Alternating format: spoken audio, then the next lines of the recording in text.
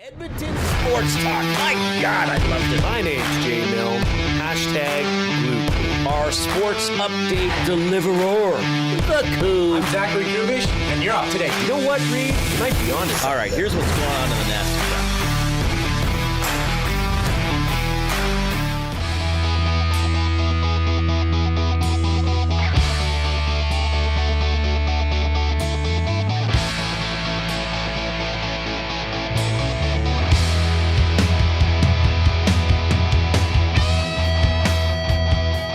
Well, the Oilers will be looking for a Rocky Mountain high tonight in Denver.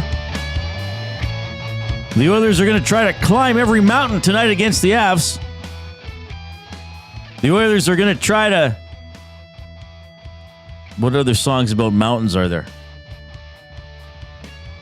What songs are there about mountains? Rocky Mountain High, that's Isn't a song. there a Dio one? Right? Wasn't that John Denver? Yeah, no.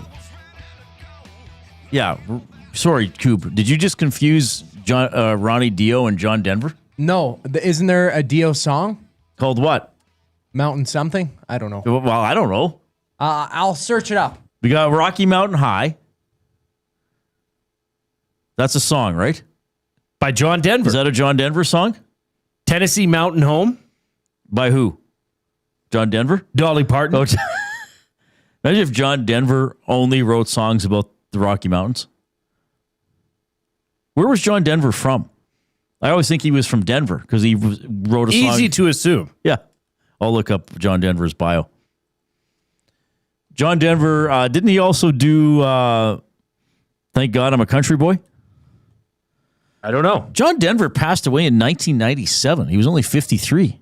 Oh, yeah, there was an airplane crash. I don't remember that. Ain't no mountain high enough? Yeah, that's the other. Isn't that what I was saying? What did I say? I don't know. I wasn't listening. So Rocky Mountain High, Ain't No Mountain High Enough. Isn't Climb Every Mountain a song? Is that not a song? I don't see it here. There's no way to know. By Broadway Theater Orchestra and Chorus? Probably not the one. Lucy Thomas? Climb Every Mountain? Rocky Mountain High, an album by John Denver, came out in 1972. But wasn't Thank God I'm a Country Boy a John Denver song? Thank God I'm a country boy. Life on the farm is kind of laid back. Ain't nothing an old country boy like me can't hack. Early to rise, early in the sack. Thank God I'm a country boy. It sounds even better spoken. Yeah, 1974. John Denver. Rocky Mountain High. Or Thank God I'm a Country Boy. Thank God I'm a Country That's a Boy. great track. Yeah. Rocky Man on the Top? Silver Mountain is a Dio song that I was thinking of, by Who's the way. Dio? Ronnie James Dio? He was like hard rock, though, wasn't he? Yes, Totally different than John Denver. for sure. John Denver, oh my goodness. Take me home, country roads. You will never guess where John Denver was born. John Denver According to Wikipedia. was born in Fargo. Good guess. It's a good guess. Arkansas. He was born in Roswell, New Mexico. No. That's incredible. That is incredible. So it says some of his signature songs, Take Me Home, Country Roads, Poems, Prayers, and Promises, Annie's Song, Rocky Mountain High, Calypso, Thank God I'm a Country Boy, and Sunshine on My Shoulders. Thank God I'm a Country Boy. That's actually a banger of a song. Like that could be an AC/DC song right there. Ooh, Dip Dingles or Dip Dangles in the chat. How about the band Mountain? Mississippi Queen. Oh, there we go. Sure, why not? That's a great song. Anyway, I guess you could say the Colorado Avalanche have been rocking and rolling. Hey, They're very good. They're 43-10-9. hang on. Say that again. I guess you could say the Colorado Avalanche have been rocking and rolling. doesn't even totally make sense. It really does. As long as we laugh in the moment, we're happy about it. Yes. The Avalanche are 43-10-9. That's a really good record. At home, they're 23-4-4. They play your Edmonton Oilers, who are 31-25-8, 15-14-4 on the road. These two teams played once earlier this season. Do you remember the score in the game, Jason Milne? I believe it was 98-1. Might as well have been 9-1 for the Avalanche on November 8th. That was an ugly one.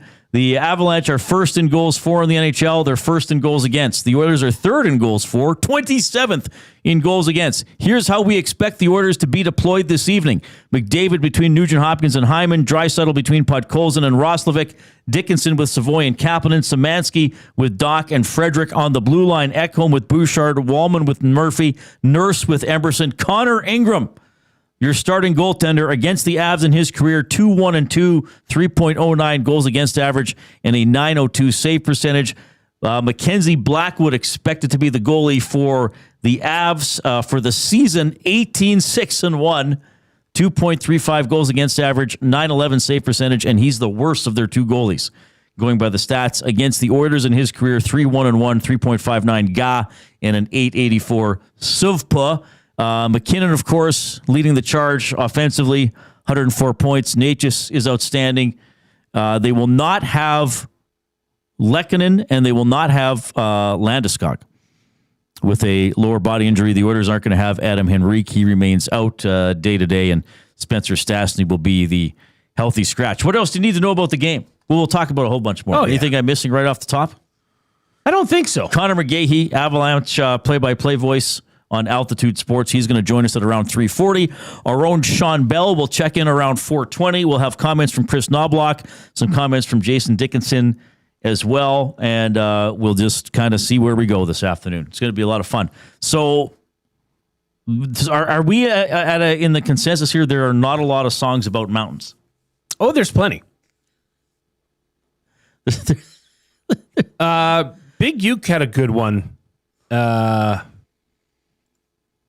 Mountain Music by Alabama. Okay. That's a good one. Right. Somebody made the 50 greatest songs about mountains on Spotify. Give us the top 10.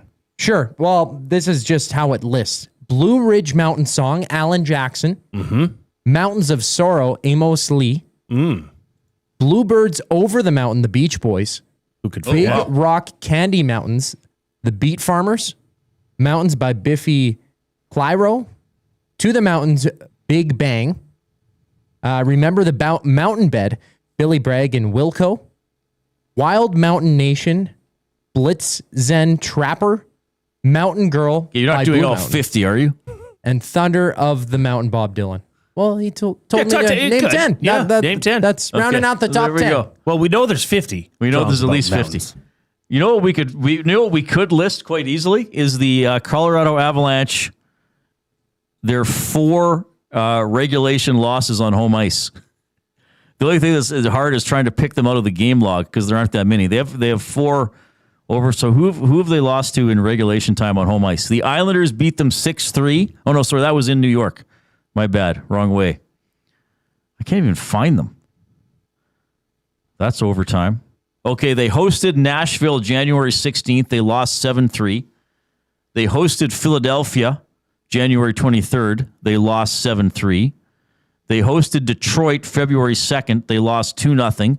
They hosted Minnesota February 26th. They lost 5-2. So they're all, since the calendar flipped, are their 4 home ice regulation losses. So you're saying there's a 23, chance. Yeah, I'm saying they're in decline on home ice. There you go. They're getting them at the right time. They've won 5 in a row. The Oilers coming off the win over Vegas. We told you about the 9-1 game. So, and I think this is a storyline. The Oilers are 0-5-1 combined against the Avalanche, the Wild, and the Stars. They do not play the Wild anymore. They went 3-0 against the Wild. Now, to be fair, a couple games against the Wild, they did okay. Stars, one game they lost in a shootout. The other game they got trounced, and their one game against Colorado, they got destroyed. Yes. But still, 0 wins is 0 wins. Correct. Whether you're losing close or losing by a lot. Not good. I think, I'll repeat what I said yesterday, and I'm sorry to do this to everybody, but I can only tell you how I feel. Sometimes I get the Wilkie intuition. I had it last week. What was it? The Seize the Day 5-game parlay. You did. That was up on Play Alberta. That cashed in for everybody. Okay? I think one of these 2 games will be very ugly. I think the Oilers are going to get pounded or lose convincingly either tonight or on Thursday. So if it doesn't happen tonight, then I guess I'm guaranteeing it on Thursday. Okay. Paul Coffey, 77 in the nasty chat, says bench Nurse for the win. Well, probably not going to be benched. Dan Greaser says the Avs do 2 things the Oilers refuse to do: start on time and play 60 minutes.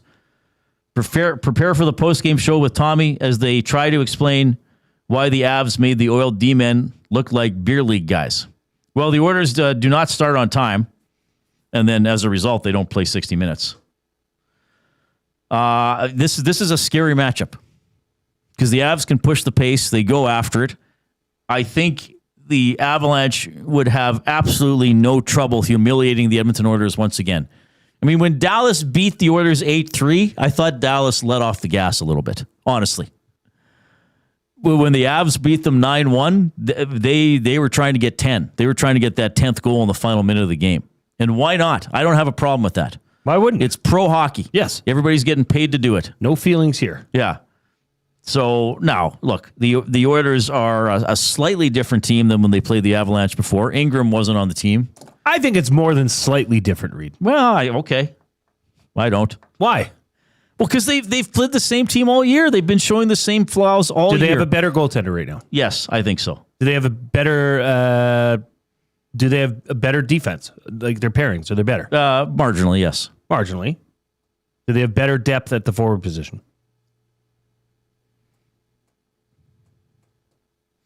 Marginally? Well, Dickinson helps, yeah, sure. The three new guys help, and Ingram has helped. Sure. Okay, so they have four players who weren't on the team last time that could help. But you got to answer the bell. You need everybody to answer the bell. Well, Reid, you got to dig in, as a famous captain once said. But that's just it. This is an opportunity to rise to the occasion, to say that you're capable, to say that, okay, this team is now taking on that playoff-like mentality. I thought I saw a bit of that in that game against Vegas. You disagreed. But I thought the Oilers played a more complete, well-rounded, structurally sound game.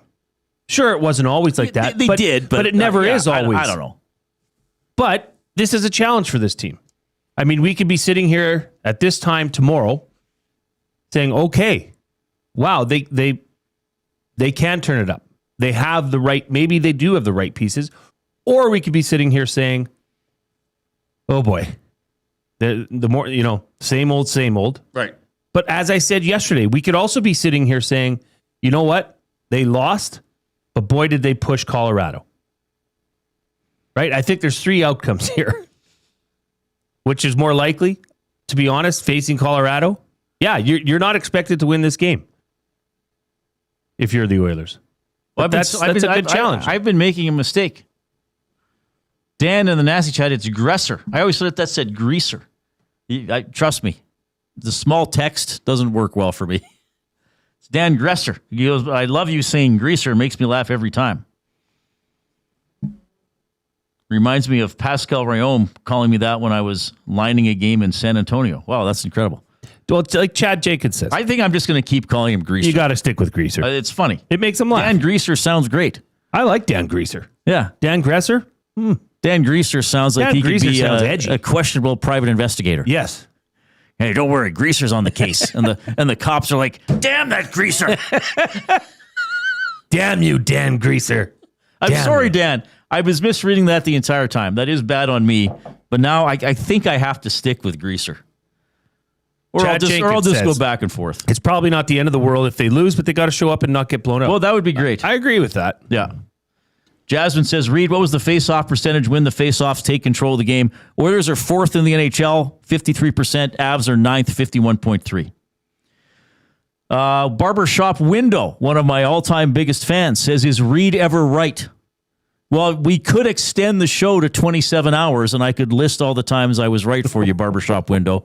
But you got to be done by 6. Well, at the very latest, we got to be done by 7, so Tom can take over. Or we could extend the show till Friday, and he'll list all the times he was wrong. Yeah, also would work. I mean, you just let me know the next time you have that feeling. That feeling, Yeah. And we'll put together the lovely parlay. The big parlay. Yeah, that was a fun one last week. I might have been right a few times. Just a reminder. Even just last season off the top of my head. I'll just get this out, but the River Cree Resort and Casino inbox, it seems to be down. So if you are sending in texts, sorry, I'm unable to get them. Yeah, if you can slide into the chat. That would be your best bet. Yeah, but we will give them their plug, 780-218-9999, River Cree Resort and Casino inbox. How about this? George Thorogood and the Destroyers are back at the venue March 19th for the Baddest Show on Earth Tour. Tickets at rivercreeresort.com. So we're going to have to call a bit of an audible with how we do the mystery athlete of the game. Sure. But first, we have your afternoon headlines presented by 100.3 The Bear, Edmonton's best rock. Stream them on iHeart today. This is Chet Palmer with your sports report. The locals take on the Rock Sliders tonight. Are the Oilers' derrieres still smarting from that 9-1 beatdown in November? That was uglier than my brother-in-law's old mutt. The Avs got this Yoel Kiviranta guy. Let's hope when it comes to playing defense, the Oilers give a crappa. Hey, they call that goalie tandem down there the lumberyard. Hey, Jason Milne, is that a 2x4 in your pocket, or are you just happy to see me? I'm Chet Palmer. Kiviranta, give a crappa. Yeah. I like that. That is a good goalie tandem name, though. Yes. The Lumberyard? Yeah. Wedgwood, Blackwood? Yeah. I mean, that is just incredible. Yeah. Very woody theme. We need more nicknames on this Oilers team. Do we have any really good nicknames? I don't know. I mean, with Hickory Dickory Doc or, like Murphy Dicky Doc, whatever, like, there's something there. The doctor, But they're Darnell Nurse. we just need, Yeah, they called Darnell Nurse Doc, and then they called Doc Docker, I think. Didn't Dickinson say that? Mm-hmm. Or he was talking about Nurse, and he called him Doc, and then he was like, I mean Nurse, not Colton Doc. Something like that a few days ago. The Kid Line, that was a good nickname, right? Murphy, Graves, and who was the other one? Jelena? Yeah, Murphy, Graves, and Jelena back in 1990. That was a good nickname. All right. So here's what we got to do. It is an Oilers game day, so we're going to do the mystery athlete of the game for Hudson's Canada's Pub, featuring $10 tankards and $6 tequila shots, or you can grab the $23.99 adult Happy Meal. That features the drive-in burger, fries, choice of beer, and a limited edition hockey puck bottle opener. Book your reservation now at hudsonscanadaspub.com. So how do you want to take guesses for this? Since the... do you want to email? Do you want to put the nasty chat today? I think we just, for today, we just have to work with everybody. So for those that listen on the audio stream that can't get to the chat, oh, right. they can email me, Jay, at edmontonsportstalk.com. Okay. Or you can text me at 780... No, just kidding. No, don't give you... Or you can put it in the chat. Let's open up the chat today. But still... Let's limit it to 3 guesses. I won't be able to monitor the chat. It's going to be hard to monitor the chat for guesses. But we'll trust our listeners. And these are good people. Should we do one of those things where if there are multiple right answers in a tight time frame, where maybe we have to do a draw? We'll throw it in a wheel. Oh yeah, unless there's one obvious person that gets it first. Like if you get an email and then there's nothing in the chat till 3 minutes after, the email would get it. Yes. But if we get 5 right answers in 40 seconds, we might have to say... Because there could be a little bit of variance with the delay on the audio stream or the YouTube and stuff like that. Could be. Okay. So that's just the times we live in. It really is. So the first clue is Canadians. And I better spell it. Canadiens. Canadians. Canadien is the first clue. Boy, I'm spelling early in the show today. Usually I don't do that till the very end. So Canadians is the first clue. So again, the afternoon inbox for text not working today. So if you have a guess, post it in the nasty chat or email jay@edmontonsportstalk.com. Okay? Fair. You can also reach us through email with your limericks. Your limericks today have a mountain theme. Ooh, something about mountains, mountain ranges, climbing mountains, heights of mountains. Doesn't have to be the Rockies. What's your favorite mountain? Seriously. What's your favorite mountain? Yeah. I've never been asked that or thought about it. You haven't? No. There's not one mountain. I don't ski or climb mountains or hike or. But isn't there a mountain when you think of a mountain? Mount Vesuvius. Mount Vesuvius. I guess. I don't know. Well, it killed a lot of people. Maybe that's not so nice. That was a bad mountain. Yeah. Mount Joy, the ski hill out by Lloyd. Okay. That's good. Oh, Duck Dad says Three Sisters. I was going to say Three Sisters in Canmore. Famous. You know who paints Three Sisters? You have a painting of Three Sisters. I have an Alan Milne original. Are the Three Sisters in that one? I believe, aren't they? They might be. Isn't that Milne Lake? Yes. So maybe Milne Lake's Jasper, though, isn't it? No, that's not Milne Lake. What's the lake? You know that lake? Lake Canmore. No, up by the mountains. That lake. Oh, Mountain Lake. Yeah, Mountain Lake. I don't know why, but I get on Instagram when you're rolling through things, I get reels of people mountain climbing, Mount Everest. Oh, Mount Everest. That's a good mountain. And I they guess. find people there. Like just dead people. Yep. Yeah, people who didn't make it. That's crazy. Apparently, it's quite a littery trail up there because so many people climb it now.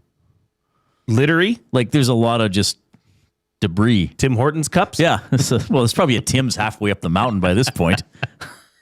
Oh, it's a walk through, a climb through instead of a drive through. Sorry, you can't come to the drive-through window walking. Well, maybe that should have been our off-topic topic, your favorite mountain, but we got a different one. I can't wait to put this picture up. If you're on YouTube, cool. You're in for a treat. Have it ready. Go Coop. into the shared folder. Yeah. Oh, he's getting it now. Okay, that's fine. He's got a minute here. Since 1952, For today's clips. William Huff has provided industry-leading advertising solutions for thousands of valued clients. Their unparalleled customer service, combined with decades of industry expertise and a desire to make every job the very best can be, is what they call the William Huff Advantage. Visit their website at williamhuff.com or give them a shout at 780-454-4536. So if you're on YouTube, you're going to get to see this. If you're not on YouTube, and by the way, if you're on iHeartRadio, TuneIn Radio, we thank you as well. You may want to Google this individual later. So this popped up, and I've seen this person perform before, and I was looking at something I can't remember on the internet the other night, and for some reason this person popped up, and I was like, oh, this guy looks like this guy. So Coob, is it ready? So Coob has a picture up on YouTube of an actor. Who does that look like to you, Coob? Timothy Chalamet? I don't know. No, who else does it look like that you might work with? Ben Thompson. Right. That is actor Dylan Minnette, who has been acting since he was a kid. He was in that 13 Reasons Why series a few years ago. I think he's 29 or turning 30 soon.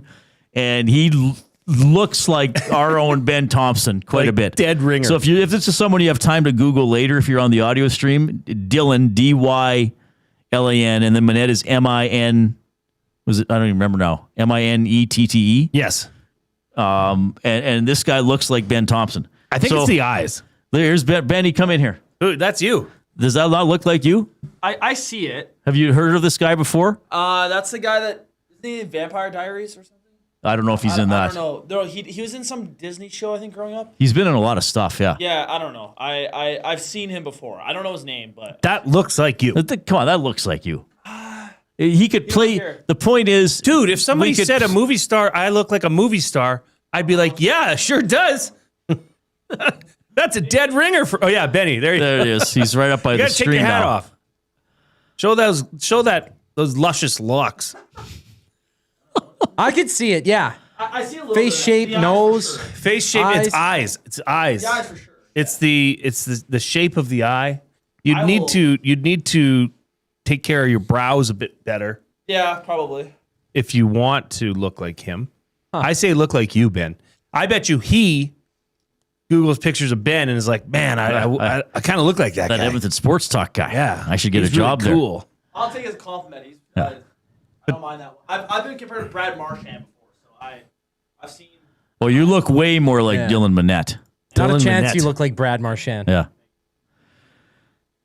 So our off-topic topic is, and I guess this is a good week to have this because the Oscars are coming up on Sunday. We would like you to cast the Reid Wilkins show with Jason Milne movie. So who plays who?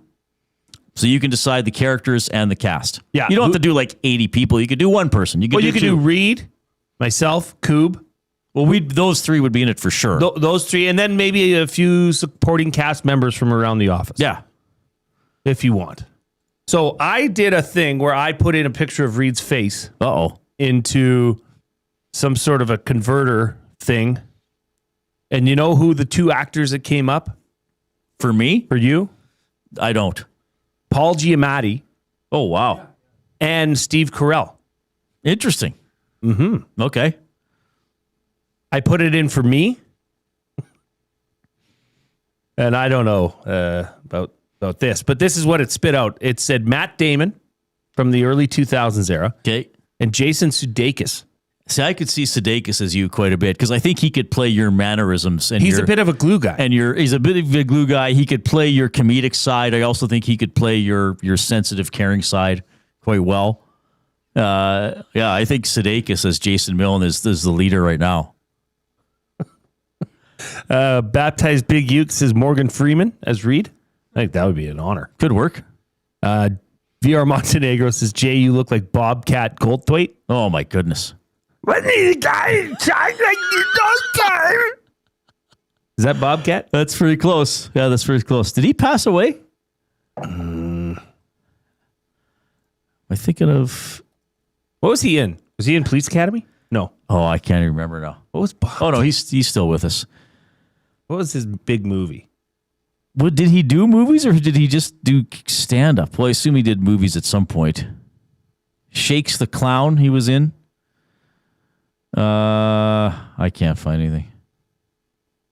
What was his shtick? Just that he talked weird? Just that he talked for... Yeah, he's directed a few movies.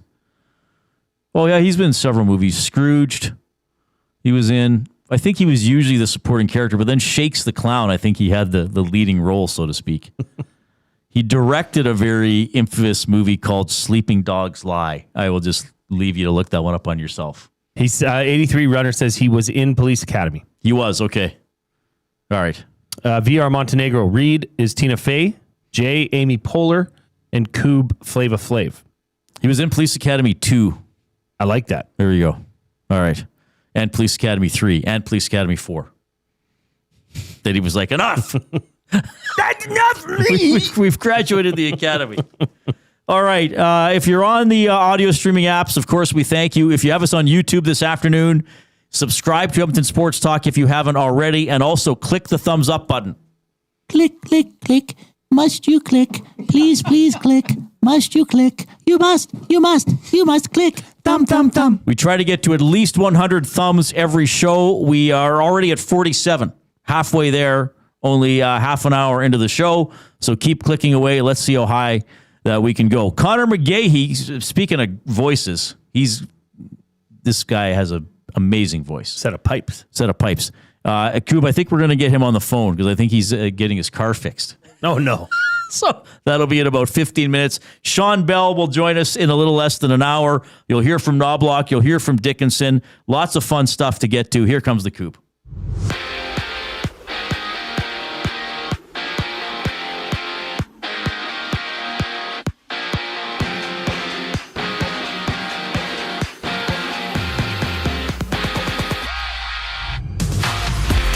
The Oilers take on the Avalanche, who've won 5 straight games. Edmonton's Adam Henrique day-to-day and will not suit up tonight, with Connor Ingram taking the crease. Tom Gazzola, Ben Thompson set the table for the matchup during the GCL Diesel Oil Stream pregame show. That gets going at 7 o'clock right here on EST. Dozen other games around the NHL. The Sharks challenging the Red Hot Sabres. They've won 7 in a row. Vegas then has a date with Dallas at 6, while the Habs and Leafs drop the puck at 5. To the NFL, ESPN has reported that Romeo Doubs and the Patriots have agreed to a 4-year deal worth $70 million. ESPN also reporting that the Lions have agreed to terms with Isaiah Pacheco. Plus, the Jets are reportedly welcoming back Geno Smith, trading a 6th-rounder to the Raiders for the veteran, getting a 7th-round pick in the move as well. And staying down south, it's the Raptors hitting the hardwood at 6 o'clock to face the Rockets down in Houston. Other action sees the Lakers and Timberwolves tipping off, while the Pacers and Kings go at it. 2 spring training, a total of 7 games underway. The Giants trailing the Guardians 4-1 bottom 5th inning. Later on, it's Canada and Puerto Rico matching at 5 bells in the World Baseball Classic. This sports update is brought to you by Sather Reid Sport Medicine. Connor McDavid's got a team of specialists, and you've got a bag of frozen peas. Get the same locker room approach that's trusted by the best in the game. Call them at 780-460-9977 or visit their website at satherreidsportmed.ca to book an appointment today. The Reid Wilkins Show rolls on following the break. I'm Zachary Kubish, and you're up to date 2 guys and a goalie. Norris. Now you got McCarr, Rowinski was kind of Werenski. the top. How do you not put Bouchard in? Hugh Hughes,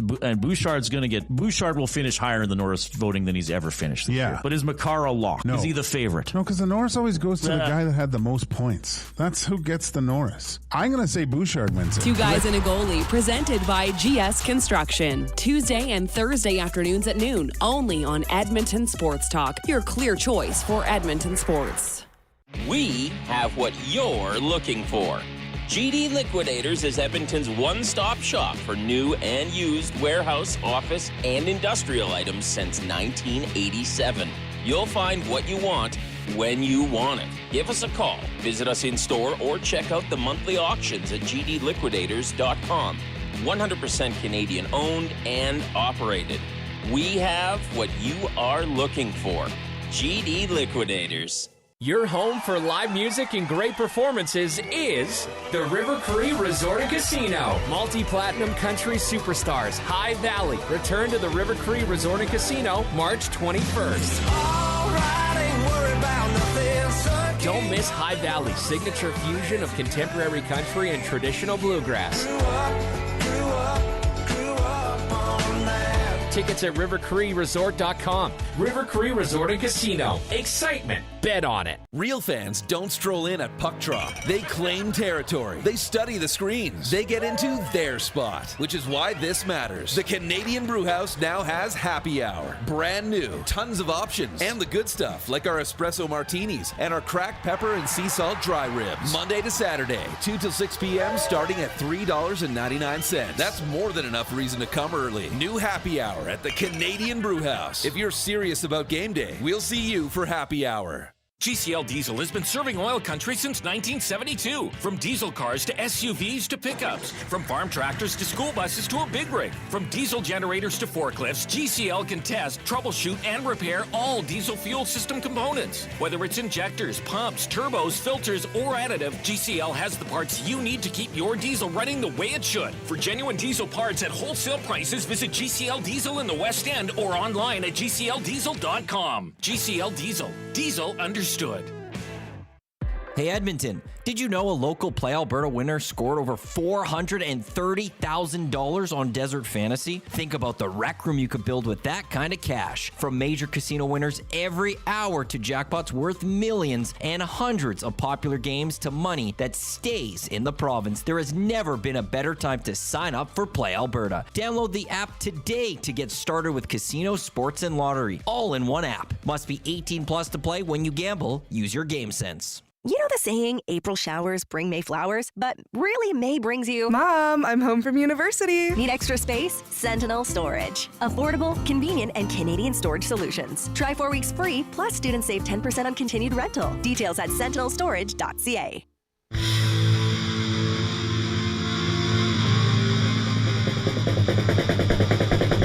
Why did you leave me so fast? You never gave me a helping chance. Now, this is great production because this is you singing over top of yourself. Yes. You have to do 2 passes of this. That's 3. Oh, it's tripled up. Oh, yeah, baby. So you sang it, and did you sing it in different pitches or keys or whatever it's called? I harmonized with myself. You harmonized with yourself. Now, did you ever do the big, Lepardian harmonies where the whole band would get in there with the backing vocals? Or was it all Jason Milne? But it's not foreign in recordings for the lead singer to do all the backups as well. Oh, okay. But on stage, my guitarist, Devin, he'd do the other part. Yeah. You know what? You know what? I'm almost embarrassed to admit I didn't know until it might even be within the last year. I can't remember. "Don't Cry" by Guns N' Roses.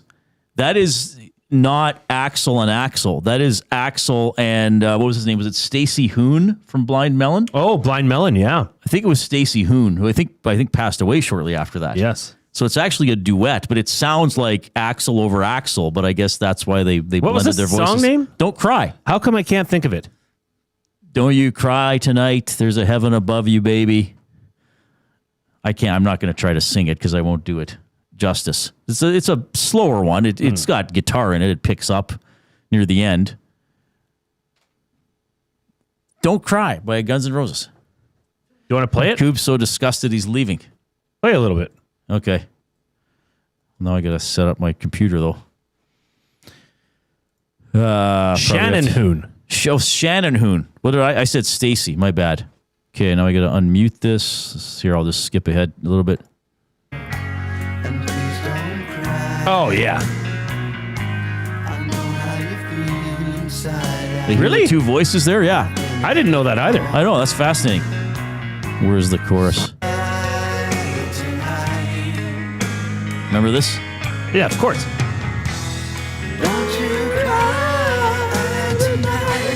And then it picks up as it goes along. So anyway, there you learned something today, Jay. I didn't know that either. I'm going to mute us now. That was me. Yeah. All right. You can post to the Nasty Chat on YouTube. Give us a thumbs up if you haven't already. You can email Reid at EdmontonSportsTalk.com, Jay at EdmontonSportsTalk.com. I have an email from T-Rev. Good afternoon, Reid and Jay. This is the biggest test of the whole season, followed immediately by the next biggest test of the season. Do you think they will pull on their big boy pants tonight, or should I prepare to be frustrated? Prediction, please. Well, I think I've kind of given mine. I think one of these two games, the Oilers will lose convincingly. And I think the other one will be tight, and maybe they'll even win. They might surprise us. I don't know for sure which is going to be which. I don't quite have that vibe. But I would say this to T-Rev.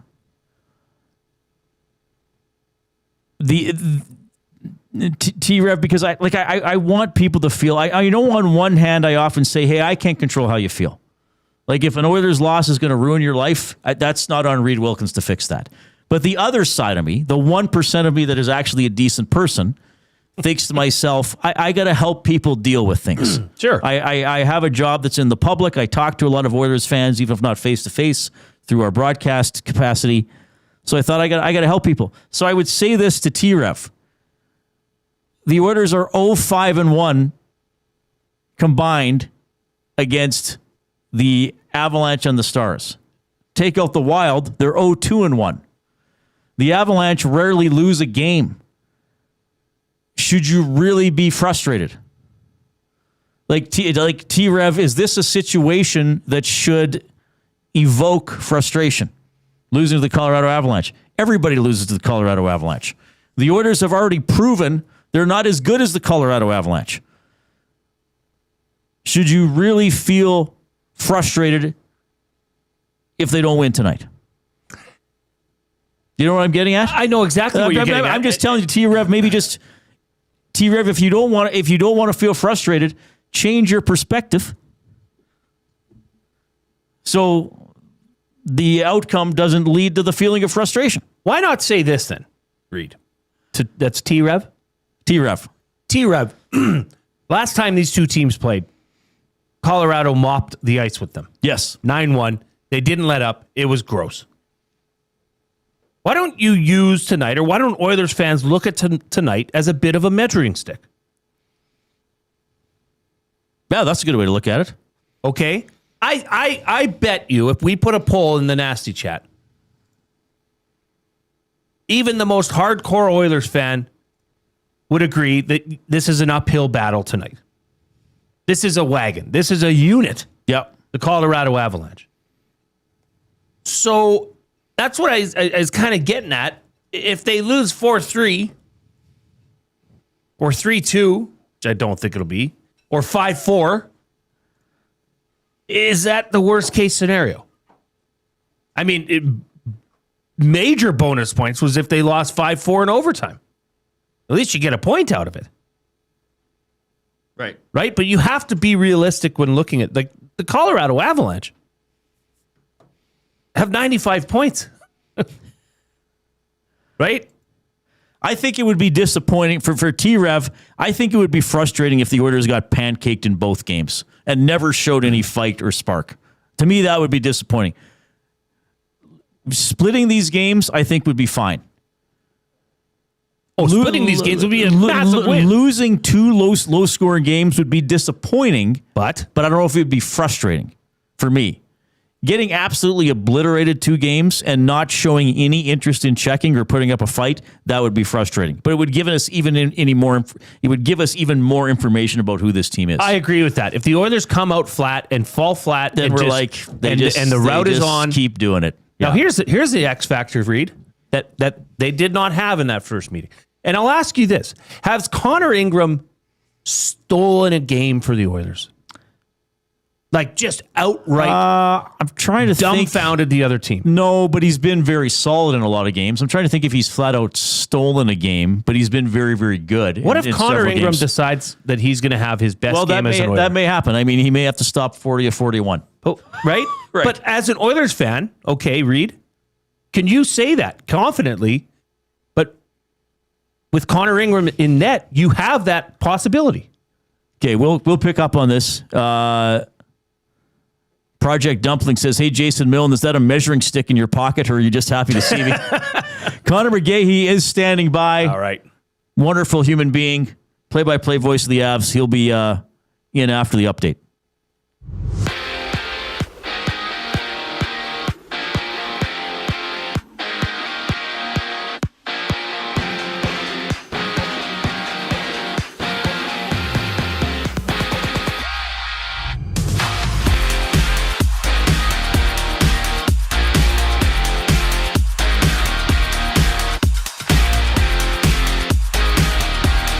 The Oilers are on the road in Colorado taking on the Avalanche, who've won their past 5 games. It's Connor Ingram in between the pipes and no Adam Henrique for Edmonton. He remains day-to-day.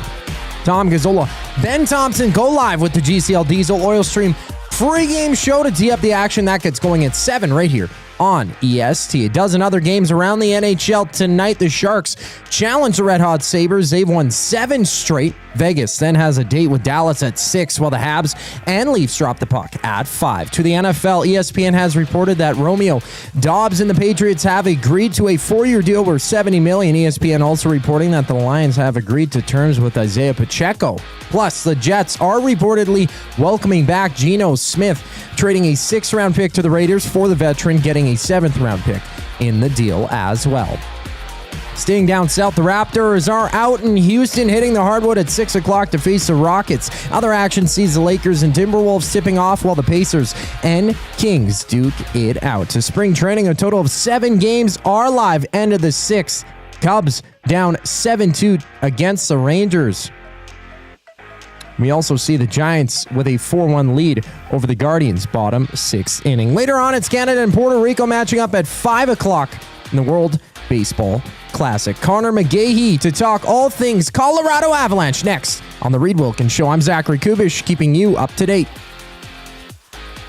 The Oil Stream. That's a quote from LeBron on McDavid. If the Oilers flame out in the first round of the Stanley Cup playoffs this spring, I can't discount how McDavid will feel about that, about the team's ability to win, and about his place in it, claimed LeBron. The most likely scenario is waiting till the summer of 27 to revisit his future, but I can't dismiss what the disappointment of a first round elimination might The change. Oil Stream, presented by Boston Pizza. Monday, Wednesday, and Friday afternoons at noon. Only on Edmonton Sports Talk. Your clear choice for Edmonton sports. At Firehouse Subs, our subs are freshly toasted, stacked high, and crafted to satisfy. Each sub is piled high with premium meats, melty cheese, and toasted to perfection. Firehouse Subs brings bold flavor to every bite, all served on a freshly toasted roll. But we're not just feeding Edmonton, we're fueling it. Dig into the brisket hat trick, piled with slow-smoked brisket and melty cheese. Or go to the Firehouse Subs fan favorite, the Hook and Ladder. Made to order with smoked turkey, honey ham, and Monterey Jack cheese on a perfectly toasted roll. With 15 Firehouse Sub locations across Edmonton and the greater area, it's easy to grab a hot and hearty sub close to home. Firehouse Subs. Hot, hearty, made to satisfy.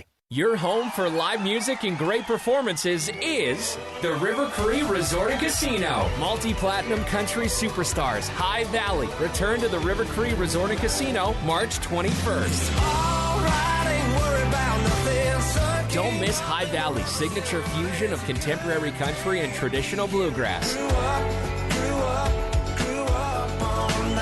Tickets at rivercreeresort.com. River Cree Resort and Casino. Excitement. Bet on it. Real fans don't stroll in at puck drop. They claim territory. They study the screens. They get into their spot, which is why this matters. The Canadian Brewhouse now has happy hour. Brand new, tons of options, and the good stuff like our 8-inch 2-topping RCM pizza and our signature Caesar. Monday to Saturday, 2 till 6 p.m. starting at $3.99. That's more than enough reason to come early. New happy hour at the Canadian Brewhouse. If you're serious about game day, we'll see you for happy hour. Looking for flooring? Paramount Flooring has it all. Sales, service, and expert installation with options for every style and budget. Open 7 days a week. We've got you covered. Quick delivery and in-stock deals. Plus, EST listeners get 10% off. Visit ParamountFlooring.ca today.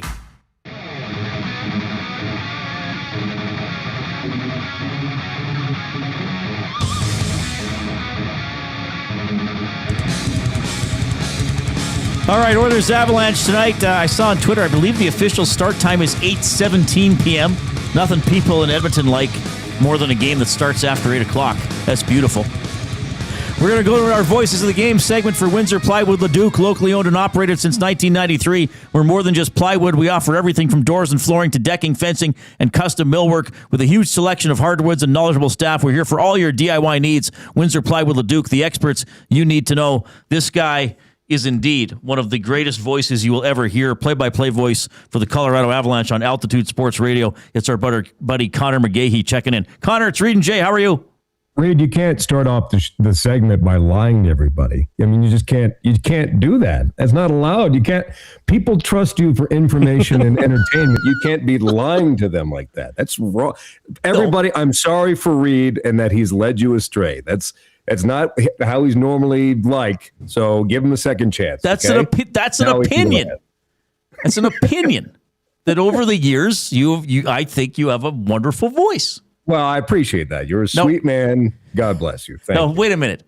You texted me earlier. I don't know if I maybe didn't want to. Were you not getting at the car repair shop? What's going on? I was supposed to have my truck by now, but no. So I'm getting a ride to the rink tonight from one of our intermission hosts, Alex Ryan-Emmy, who lives kind of close to me, about 20 miles southwest of Denver.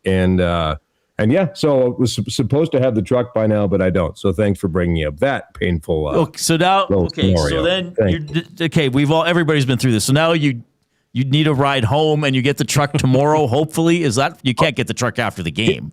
No, I can't. So my lovely wife and dog, Rocky, the super dog. Can we see Rocky? Hold on. He's right. Oh, I can move the. There he is. There we go. Yes.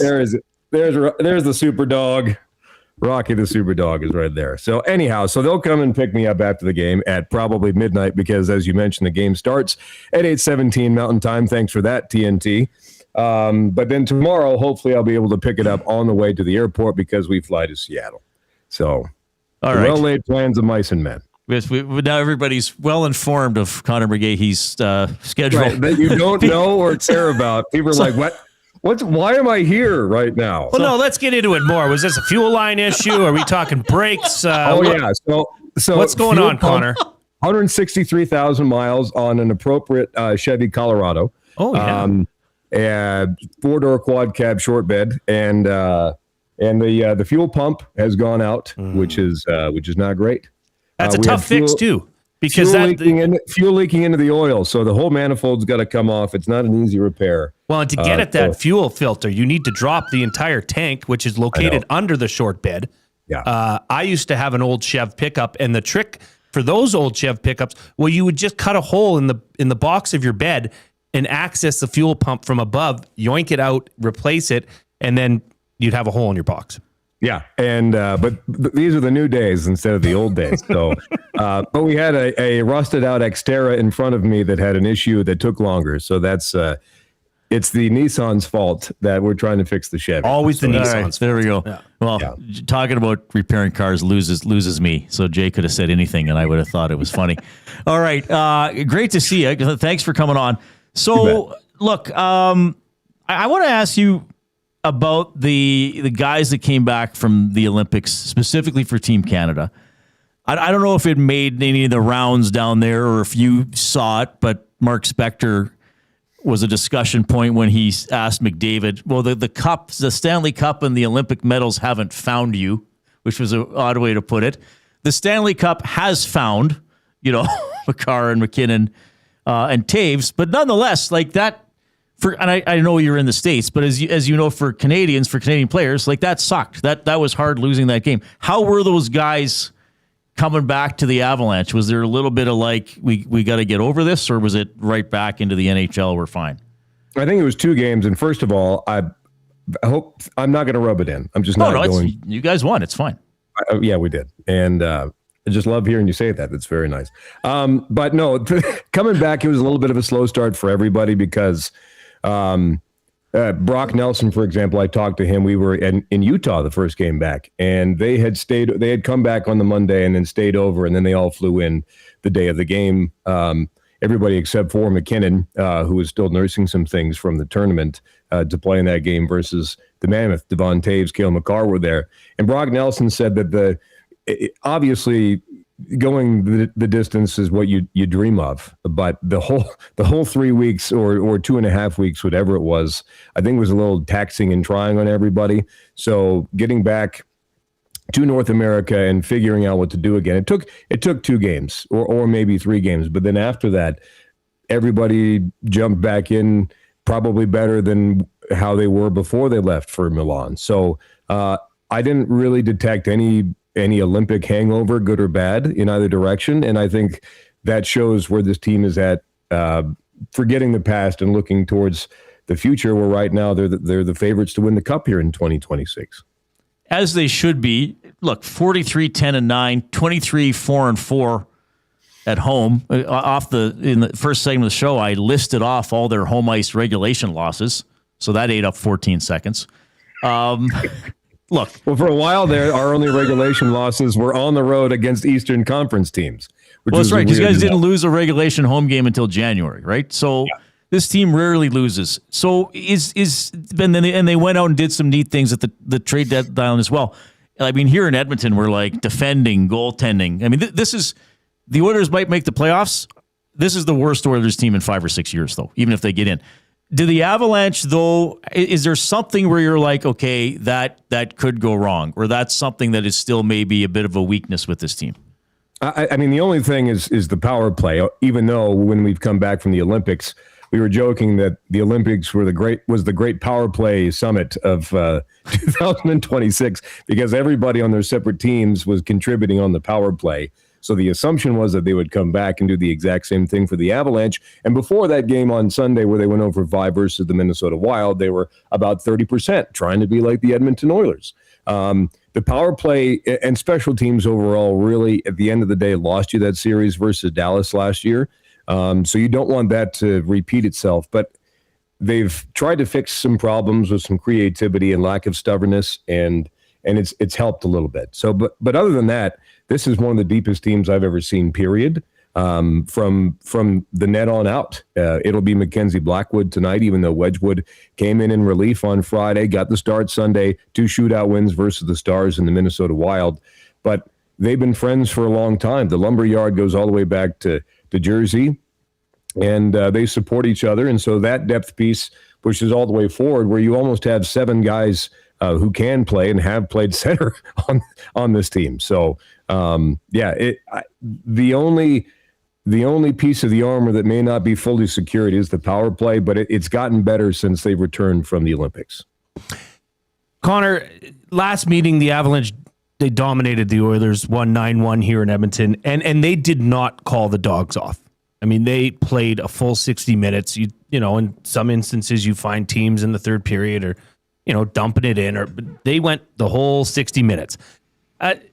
Do you have a feeling that this team is trying to make an example of, teams like the Oilers and teams that, have been deep in the Western Conference, especially the Western Conference in the playoffs in the last 2 years? Are they trying to make an example of those teams and say, we're the big dogs in town now?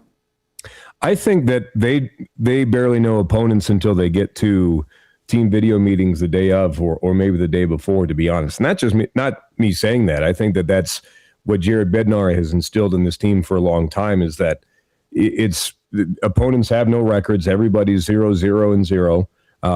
And they apply how they see fit. The goal for them and the times where they've lost games is when they haven't played 60 minutes. So when you get a chance where you can do that, I think for them, if they can go pedal to the metal all the time, they're going to. It doesn't matter if it's the Edmonton Oilers, the Florida Panthers, the Vegas Golden Knights, the Dallas Stars. I just think that most opponents are faceless for them and that they're trying to, and Jared says this all the time, it's a little bit of coach speak, and they say we look inward first before we look outward. And I genuinely believe them when they say that. So I just think that 60-minute efforts are rare in the game of hockey, but that may have been one you saw back up there in November. Yeah, well, they were awesome, and they've been awesome most of the season. Conor McGahey joining us on the Oil Country Towing video hotline. He'll be calling the Avalanche game tonight for Altitude Sports Radio. Got to ask, it was fun watching some NFL games and hearing your voice in the background. Because you did the snowy game, the AFC title AFC game. Championship. Yeah, I actually missed the Avs game in Toronto. Cause I was going to go, and then our big boss sort of came to me and said, who's also the president of the LA Rams, Kevin Demoff, and he said, hosting an AFC Championship game doesn't come around very often, so why don't you stay back? We'll get you covered for Toronto. And then Scott Wedgwood and I actually flew together commercial the next day because he had just had another baby girl, and we flew and met the team in Toronto after that. So yeah, I got to work the AFC Championship game, and the second half of that game is literally only one of 2 times that it has snowed here in Denver all winter long. It's been the driest, hottest winter, or second driest, going back to the 1880s. But we joke that the winter of 2026 happened during the AFC Championship game between 2:30 and 3:45 p.m., and then that was it. Now, did you, from your vantage point, did you ever have trouble seeing the field? Was it that bad ever? Oh, yeah. So my window is open. I'm on the southwest 20-yard line-ish there at Empower Field, a mile high. And it like my spotter and I, we were just guessing, trying to look up at CBS to see if they had the fake lines and hash marks in there. But there was a lot of information that is usually put in to the PA call omitted because we just couldn't tell, where the ball ended up, where the player was out of bounds, so on and so forth. So it was, it literally was God saying, yeah, I don't think this is happening yet. This is a big no. So is that the first time you've not done an Avs game? Because usually the Avs games always take precedent over the Broncos, I think is what you've told me in the past. Is that the first time that's happened? Well, I missed one previous this year because I had to have gallbladder removed. Oh, my goodness. So it literally happened on the game day. That was when we were at home versus the Winnipeg Jets. And then I had to miss one because of silliness back in 2020. So I don't like missing them. It's the worst feeling in the world. But this one made it a little bit better because of what we were doing on that Sunday. Yeah, cool stuff. Okay, buddy. We love having you on the show. All the best with your vehicle. I mean, that's really the priority. Forget about the game. But no, thanks for hopping on. I was going to see you second last game of the season. I think you guys are here. Third to last. Yeah, second to last road game for us because it's just a quick 2-gamer back-to-back at you guys and then at the Flames. Right and that's the only time we go to Calgary all year is game number 81, which is so weird and random. Who knows? Oh, yeah, the way they did the rotation. So you had 2 trips to Edmonton, but just 1 to Calgary. That's correct. You think they would balance it out, but that doesn't always happen. You would. But we only went to Vancouver once, too, so you never know. Oh, wow. Okay. All right. We'll see you soon. Have a good call tonight, my friend. Thanks, boys. See you. Conor McGahey voices the game for Windsor Plywood Leduc, a wide-ranging interview covering vehicle repair, hockey, and snowy football, and his dog making an appearance as well. Man, he's good. Somebody said his dog's named Rocky. He drives a Colorado. Is this the most Denverist guy that has ever existed? I believe Mex said that in the chat. Yeah, pretty good. How about the voice, eh? Oh, fantastic. Yeah. Born to broadcast. Fantastic. You were right. Yeah. So what did he say? They got one weakness. I ruined your question because you wanted to ask him about the power play. Well, he answered it, so I moved on. But yeah, their power play is ranked 31st in the NHL. Makes no sense at all. that is by far and away the best in the NHL. And it just is shockingly intriguing as to why or how a team that is that good, that has lost, as you said, 4 home games in regulation, has the 31st ranked power play in the NHL. Yeah. 15.8%. 31st. Oilers are first, 32.8. Penalty kill, though, the Avs are really, really good. 83.1% is third. And the Oilers PK, not that great. 77.4%, 24th in the NHL. Maybe some signs of hope on the PK, right? Because what were you saying? They haven't been scored on shorthanded since they got Murphy and Dickinson. That's right. So that's a good trend. You can't deny that, Reid. They can't deny that. You can't deny it. If they can keep that going, that'd be pretty good. 780-218-9999. Should we do another clue? Yes. I wanted to just let people know the River Cree Resort and Casino inbox still not functioning, unfortunately. So you may not be able to text us today. We'll have to get it fixed. River Cree Resort and Casino going to be hosting Unified MMA U68 Friday, March 27th. You can go to the River Cree Ticketmaster box office to get your tickets. Canada's top mixed martial arts promotion comes back to River Cree Resort and Casino, streaming also live on UFC Fight Pass, unifiedmma.tv, if you want to find out a little bit more about that too. But we don't think we're getting texts at the moment. No, we are not. So to submit, well, anything you want to submit to us, email reid@edmontonsportstalk.com, jay@edmontonsportstalk.com, post in the nasty chat on YouTube. And so email or the nasty chat for your guesses today for the Hudson's Canada's Pub Mystery Athlete of the Game. The second clue is head coach. The first clue was Canadians, and the second clue is head coach, trying to win a $25 gift card to Hudson's Canada's Pub.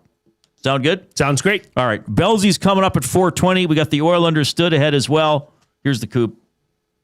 The Lock Shop. Kevin Adams be in conversation for GM of the year. He built the team. I would love to know what he's feeling like right now. He goes through all of that. They can him right around when the Jets played. And it just seemed like it was such an embarrassing loss to lose 5-1 to that team who was like 11-14 or something like that. And it's not like Yarmo's really done anything. The Lock Shop, weekday mornings at 11, only on Edmonton Sports Talk. Your clear choice for Edmonton sports. You've always known GCL Diesel as the experts in diesel fuel systems, but did you know that GCL is also your source for turbochargers and turbo repair? As a turbo supplier for Garrett, Borg Warner, and Holset, GCL can provide genuine original equipment turbos at wholesale prices. Whether it's diesel, gas, natural gas, or performance, we can provide you with the turbo or custom repair you require. Turbo questions? We've got turbo answers. Visit us in the West End or online at GCLDiesel.com. GCL Diesel, turbochargers, understood. Edmonton. Be part of history. Support Canada Soccer's men's national team as they battle Uzbekistan in the final send-off series ahead of the FIFA World Cup. Monday, June 1st at 7 p.m. at Commonwealth Stadium. Tickets on sale now at Ticketmaster.ca. Time for a new career in 2026? Or maybe your kid is still pondering their path. Good news! Weiss Johnson is hiring. It's Dennis, and not only are we hiring for heating and air conditioning, we're also looking for experienced plumbers and gas fitters. With the growth in residential development, there's no shortage of opportunities at Weiss Johnson. Choose your path with us. Learn from one of the industry leaders, and we will grow together. Receive great benefits and school reimbursement as well. Visit weiss-johnson.com today. You've heard the name, but what does it mean?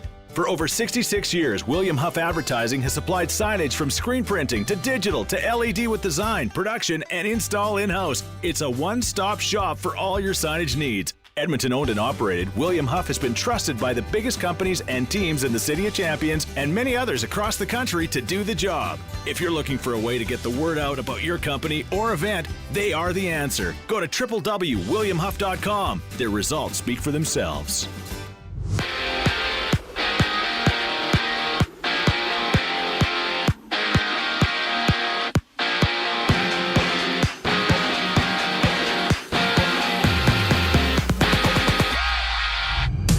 The Oilers have a stiff test against the Avalanche, who've won 5 straight games. Edmonton's Adam Henrique remains day-to-day, will not suit up tonight, while Connor Ingram gets a start. Tom Gazzola, Ben Thompson set the table for the game during the GCL Diesel Oil Stream pregame show that gets going at 7 right here on EST. A dozen other games around the NHL tonight. The Sharks challenge the Red Hot Sabres. Buffalo winning 7 straight. Vegas then has a date with Dallas at 6 o'clock, while the Habs and Leafs drop the puck at 5 o'clock. To the NFL, ESPN has reported that Romeo Doubs and the Patriots have agreed to a 4-year deal worth $70 million. Plus, the Jets are reportedly welcoming back Geno Smith, trading a 6th-round pick to the Raiders for the veteran, getting a 7th-round pick back in the move. Staying down south, the Raptors, they hit the hardwood 6 o'clock to face the Rockets in Houston with 11 total games around the NBA tonight. And in spring training, 7 games underway. The D-backs trail the Dodgers 4-1 bottom 7th inning. Later on, it's Canada and Puerto Rico matching up at 5 bells in the World Baseball Classic. And to the pitch, Canadian Alphonso Davies exited Bayern Munich's game against Atalanta, subbing out in the 76th minute, which was playing for the first time since late February. His injury today is undisclosed. I'm Zachary Kubish. That was your Sports Update. Hour 2 of the Reid Wilkins Show starts right now.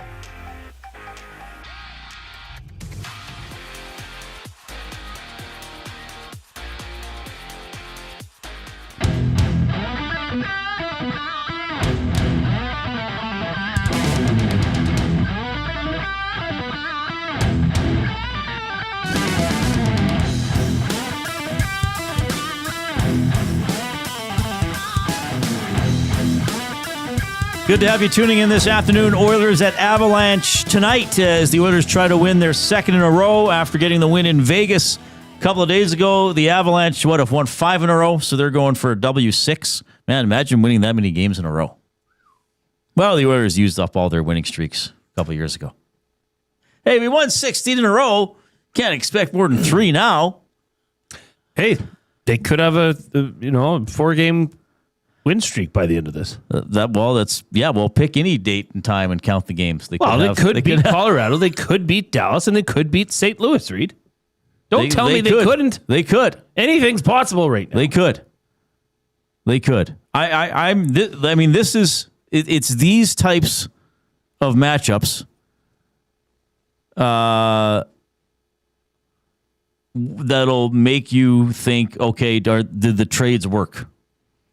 For one thing, and then also, okay, is this team actually just waiting till it means more to turn on the defensive play? The off-topic topic for William Huff. Give us your casting for a movie about the Reid Wilkins Show. Jed Roberts has replied on Twitter. Oh. Zach would be played by Crispin Glover. Younger version of Crispin, I think. Reid would be played by Zach Galifianakis. Now, is my body shape not a little different than Zach Galifianakis, though? Yeah. Okay. I don't know what his body looks like. Well, he's a bigger fellow. I think he's a little. Not that I'm a. I think he plays a bigger fella. Okay. I like when he's doing between 2 ferns. He looks normal. Okay. He looks. He looks a few pounds. A little rounder. If you're going to play the Reid Wilkins. But Reid, you're not a fat guy. No. And I don't think he's a fat guy. He's just a little round. Jason would be played by Jesse Plemons. That's an interesting one. Jesse Plemons. That's probably one of the most punchable faces in the world. You don't like just the way Jesse Plemons looks? No. How come? He's just got one of those faces. Looks like a little snot bag. Just punch. I'd punch him in the face so hard. Kind of looked like somebody already punched him in the face. Well, yeah. Thanks, just Jed. a little bit. Thanks for giving me the most punchable face in the world. I was getting a little bit of Jim Belushi. Really? Love. Let's see here. Yeah, there was actually quite a few that came in.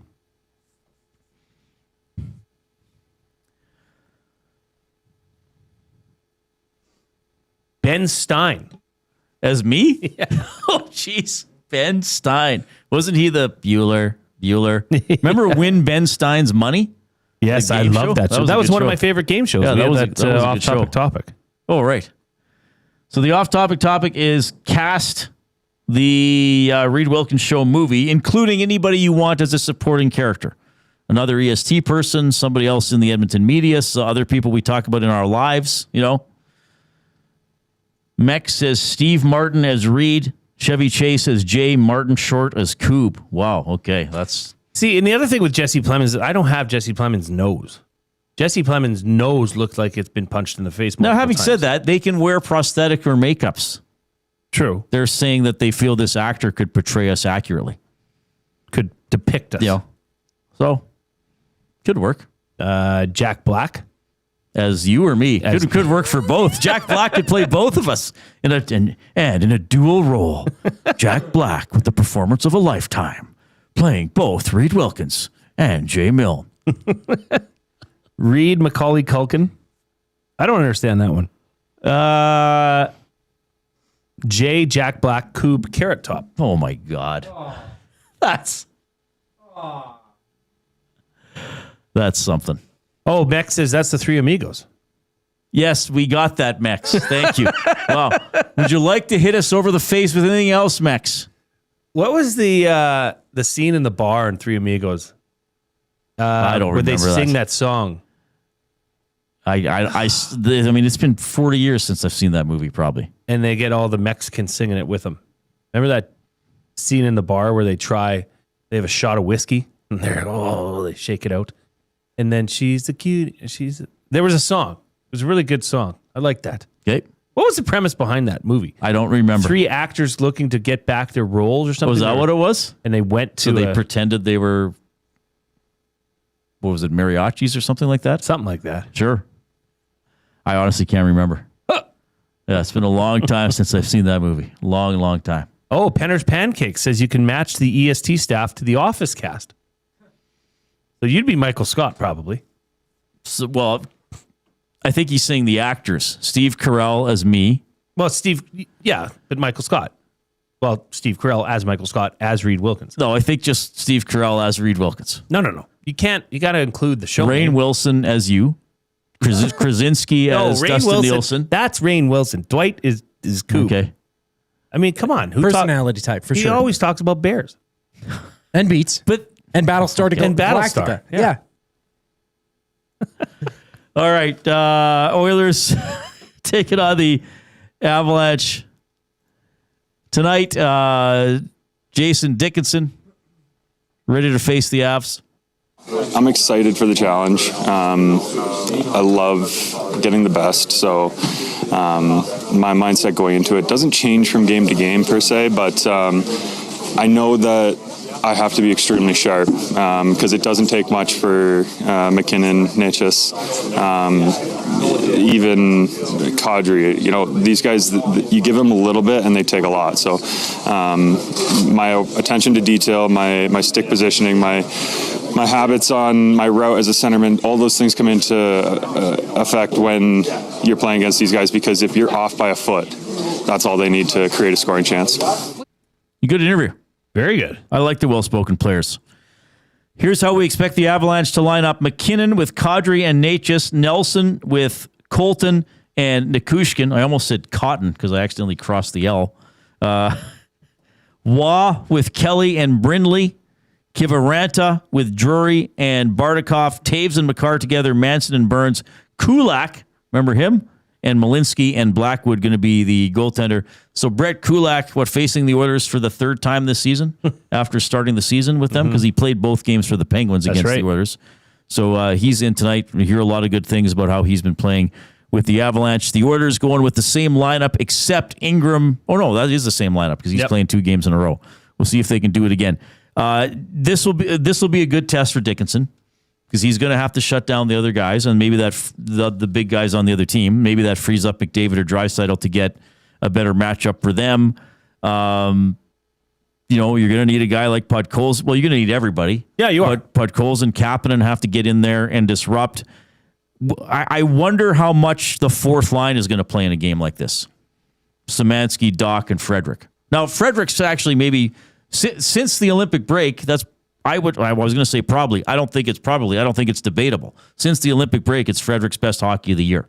Absolutely. Scored twice, but plus he's hitting and noticeable a little more. Well, he has the same amount of goals since the Olympic break as he did in the first 55 games. It's a good point. So that's a good sign right there. That's a positive sign. That was one of my requests for the remainder of the season. Yes. Was for Tread Frederick to get 5 goals. He's on pace. kind of. 5 total after the Olympic break. Olympic break. Yeah. Do you think that depends on the style of game early, like say in the first period? Because I think you try to roll those lines. Yeah, this is the type of game where I could see Knobloch very quickly going away from the fourth line, though, I agree. If the pace isn't there for them. But you hope the Oilers can establish something and play a tenacious game where maybe they can roll the lines a little bit. I forget who said that earlier in the show in the Nasty Chat, Reid, but it is really important for the Oilers because they do, not traditionally, but they tend to be slow starters. Yep. In games.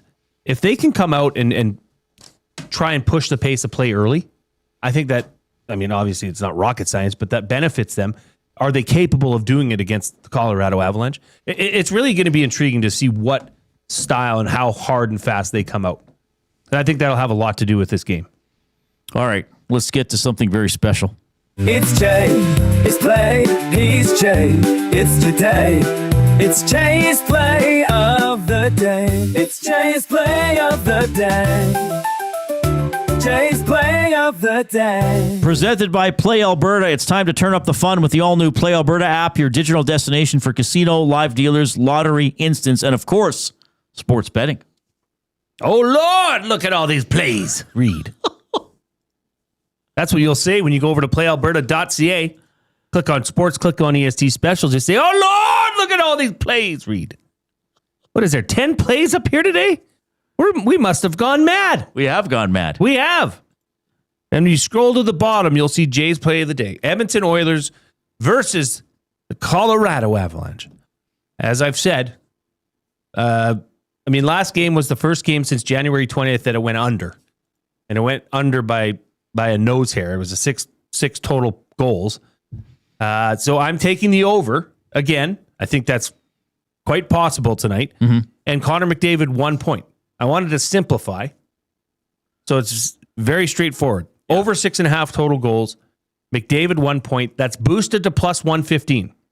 So head on over to playalberta.ca, or if you have not yet, download the new Play Alberta app and you can click on EST specials and you'll see Jay's play of the day. Oilers, Avalanche over 6.5. Conor McDavid 1 point. Boosted to plus 115. Reid, always use your game sense.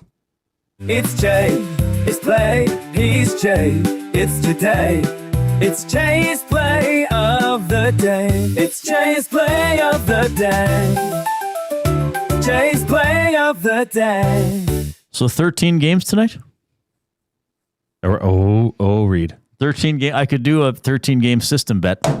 Hang on. What mute? Dun, da, da, da. Okay, let's see if I can quickly do this. Sharks at Sabres. I'm just doing straight up money line. Taking the Sabres. Flames at Rangers. Hang on. Buff. Well, I'll have it all on my account. No, I'm going to put it in as a special. We're going to make it. They won't let us a system bet? Because I want to do the system. We'll put yours in as a...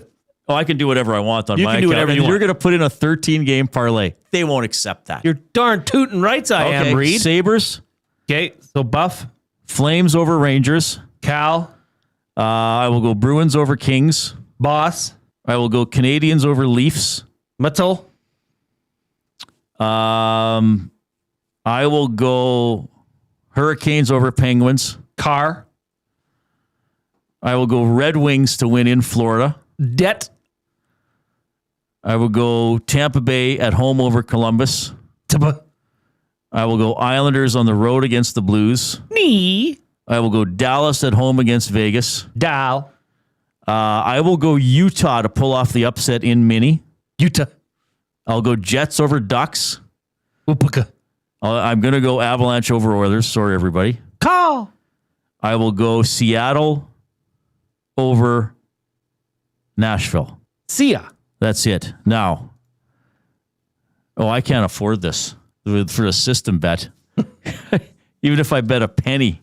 13 games. If the system bet gives 8,191 combinations. Yeah, so you put what? Yeah. What if I put a penny on it? No, that'd still be 800. No, what would it be? I really am out of control. What is it if it's a penny? If it's a system bet, you can't even do it. You can't have more than 2,048 lines. Okay, so if I parlay it, And if I bet $1, is that allowed? Yeah, I can bet $1 to win $1,100. Should I bet it? Well, I'm going to get this boosted. They're not going to even let you put that up. Reid, these are our partners. Not sure if you heard. They like us. Okay, I've made the bet. 13-game parlay, $1 bet to win $1,100. Why not do it?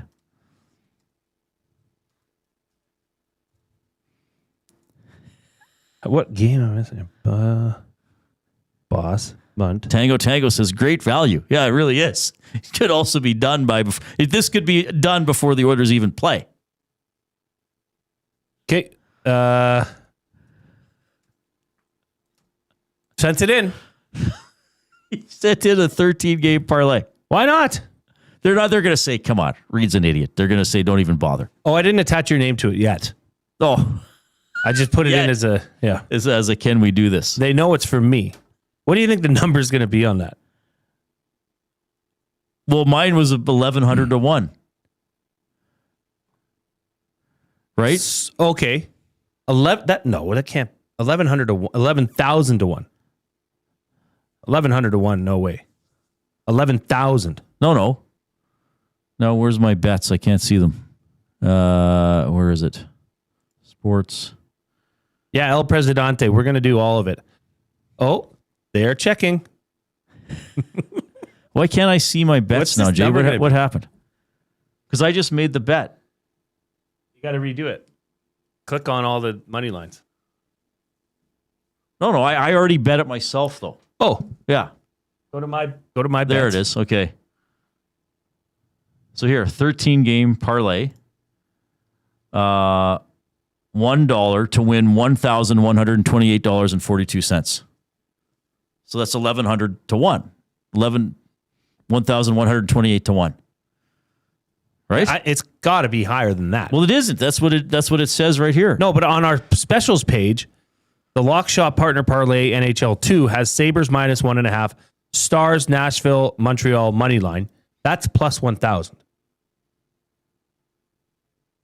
This has got to be 10 times that. Well, it's not. Maybe not 10 times that. Am I misunderstanding something? This says I have bet $1, and I if I get all 13 games, I will win $1,128.42. That's what it says. I know, but $1, but that's not 1,000 to 1. That's 10,000 to 1, isn't it? Or plus 10,000, Reid. Okay. Yeah. If it's a plus 1,000, $1 would turn into 100. Oh, because there's the extra. That's right. plus 10,000. Sorry, because it's off $100. Okay. Yeah. So, well, I would take winning 1,100 on a $1 bet. Yeah. If this hits, that's creepy. Well, as Mech said in the chat, if this hits, Reid needs to be investigated.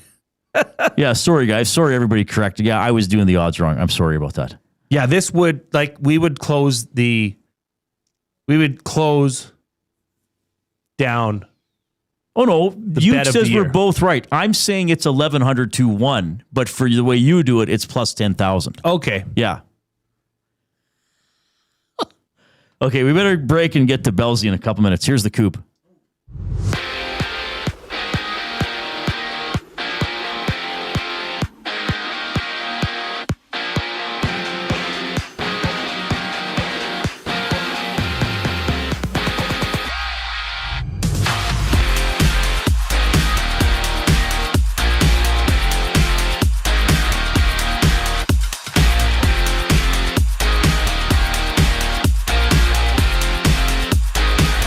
Game 2 of 4 on the road for the Oilers. They challenge the Avalanche, who've won their past 5 games. Edmonton's Adam Henrique remains day-to-day. He won't suit up tonight. Well, Connor Ingram gets a nod in between the pipes. Join Tom Gazzola, Ben Thompson. They set the table during the GCL Diesel Oil Stream pregame show. That goes live at 7 right here on EST. 12 other games around the NHL. The Sharks challenge the Red Hot Sabres. Buffalo winning 7 straight. Vegas then has a date with Dallas at 6, while the Habs and Leafs drop the puck at 5. To the NFL, ESPN has reported that Romeo Dobbs and the Patriots have agreed to a 4-year deal worth $70 million. Plus, the Jets are welcoming back Geno Smith, trading a 6th-rounder to the Raiders for the veteran getting a 7th-rounder in the move. ESPN on that one. Staying down south, the Raptors hit the hardwood 6 o'clock tip-off to face off against the Rockets. Total of 11 games in the NBA tonight.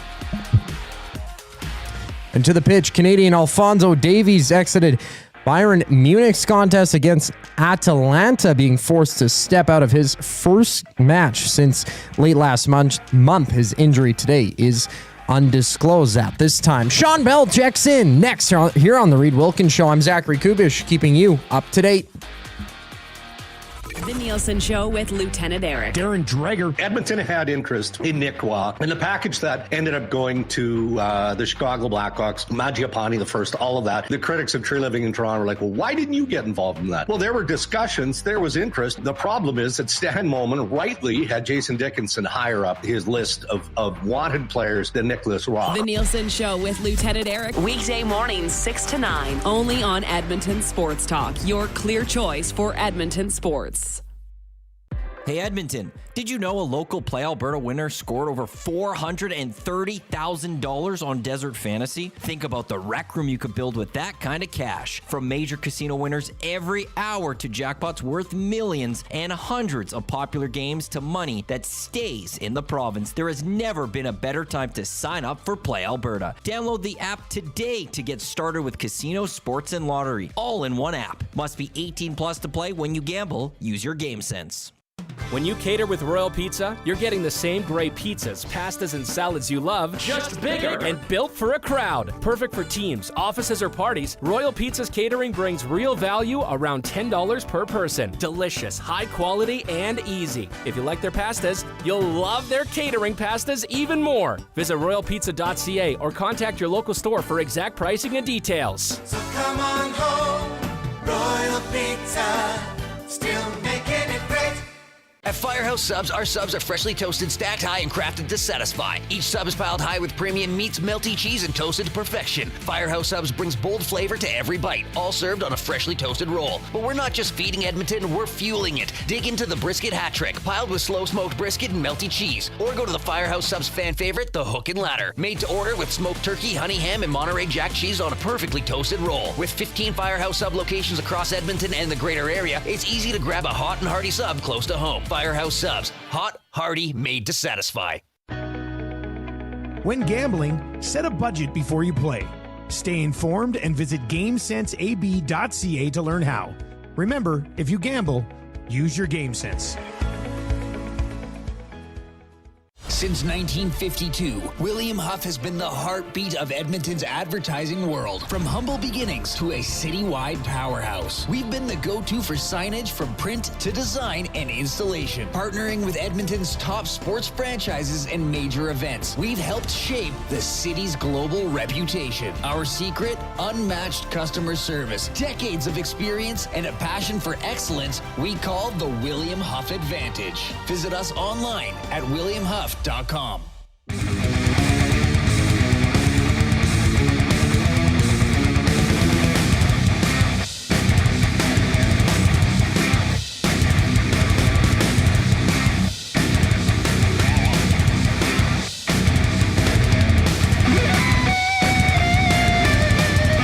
All right, thanks a lot for joining us this afternoon. Jason Milne, Zach Kubish, Reid Wilkins in the Canadian Brewhouse studio. Make your afternoons better at the Canadian Brewhouse. Happy hour runs Monday to Saturday, 2 to 6 p.m. with deals starting at $3.99. We'll see you at the Canadian Brewhouse. A lot of you getting ready for the Oilers and Avalanche game tonight. If you're not quite ready, you got time. It doesn't start till 8:17. We are going to go to the Oil Country Towing video hotline. Oil Country Towing, Edmonton's most trusted 24/7 roadside rescue team. Fast, safe, and reliable for over 15 years. Whether it's game day or a snowstorm, we work as hard as your favorite team to get you going. Call 780-986-6088 for all your towing needs. It's our EST colleague. You get him on Hello Hockey and various other programs throughout the week. Sean Bell, check it in. Bellsy, how are you doing, my friend? I'm doing good, boys. How are you guys doing? Yeah, doing very well. It's nice to see you. Thanks for coming on the show. Sorry we're a little later. I was putting together a maniacal wager on Play Alberta. A 13-game parlay every game tonight. Now, you predict all the winners on Saturday for fun, right? I try to for fun. I mean, I was 7-4 last week, so I feel like that's good. I'm on a bit of a roll. Have you ever picked every game correctly when there have been like more than 6 or 7 games? No. I haven't been able to get there yet. It's going to be pretty tough. If I get this today, I'll tell. I don't know how much in the last segment you heard.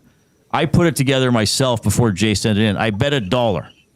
If I win, I win 1,100. Nashville beating Seattle. I don't even. No, he has Seattle. I have Seattle. Yeah, he had Seattle. The biggest upset I took beating Seattle. I think the biggest upset I took was Flames over Rangers, which the way those teams play, I don't think. I mean, the Rangers never win at home, so I'm not sure why they were. That's true. I was going to ask you, is it at home? No, it's in New York. I mean, Flames might shut them out. They might actually. I've never seen a team that bad at home in like all my years in hockey. And actually, is there ever been a team like as bad as the Rangers have been at home that you guys know of? I'm trouble. I mean, you probably have to go back to maybe those Capitals teams or the Sharks, maybe in their expansion year. 8-15-6 currently. But aren't the Kings worse? Well, Vancouver's 6-20-5. That's pretty bad. NHL really worst bad. Home ice, worst home record ever, all time. There's got to be some expansion team.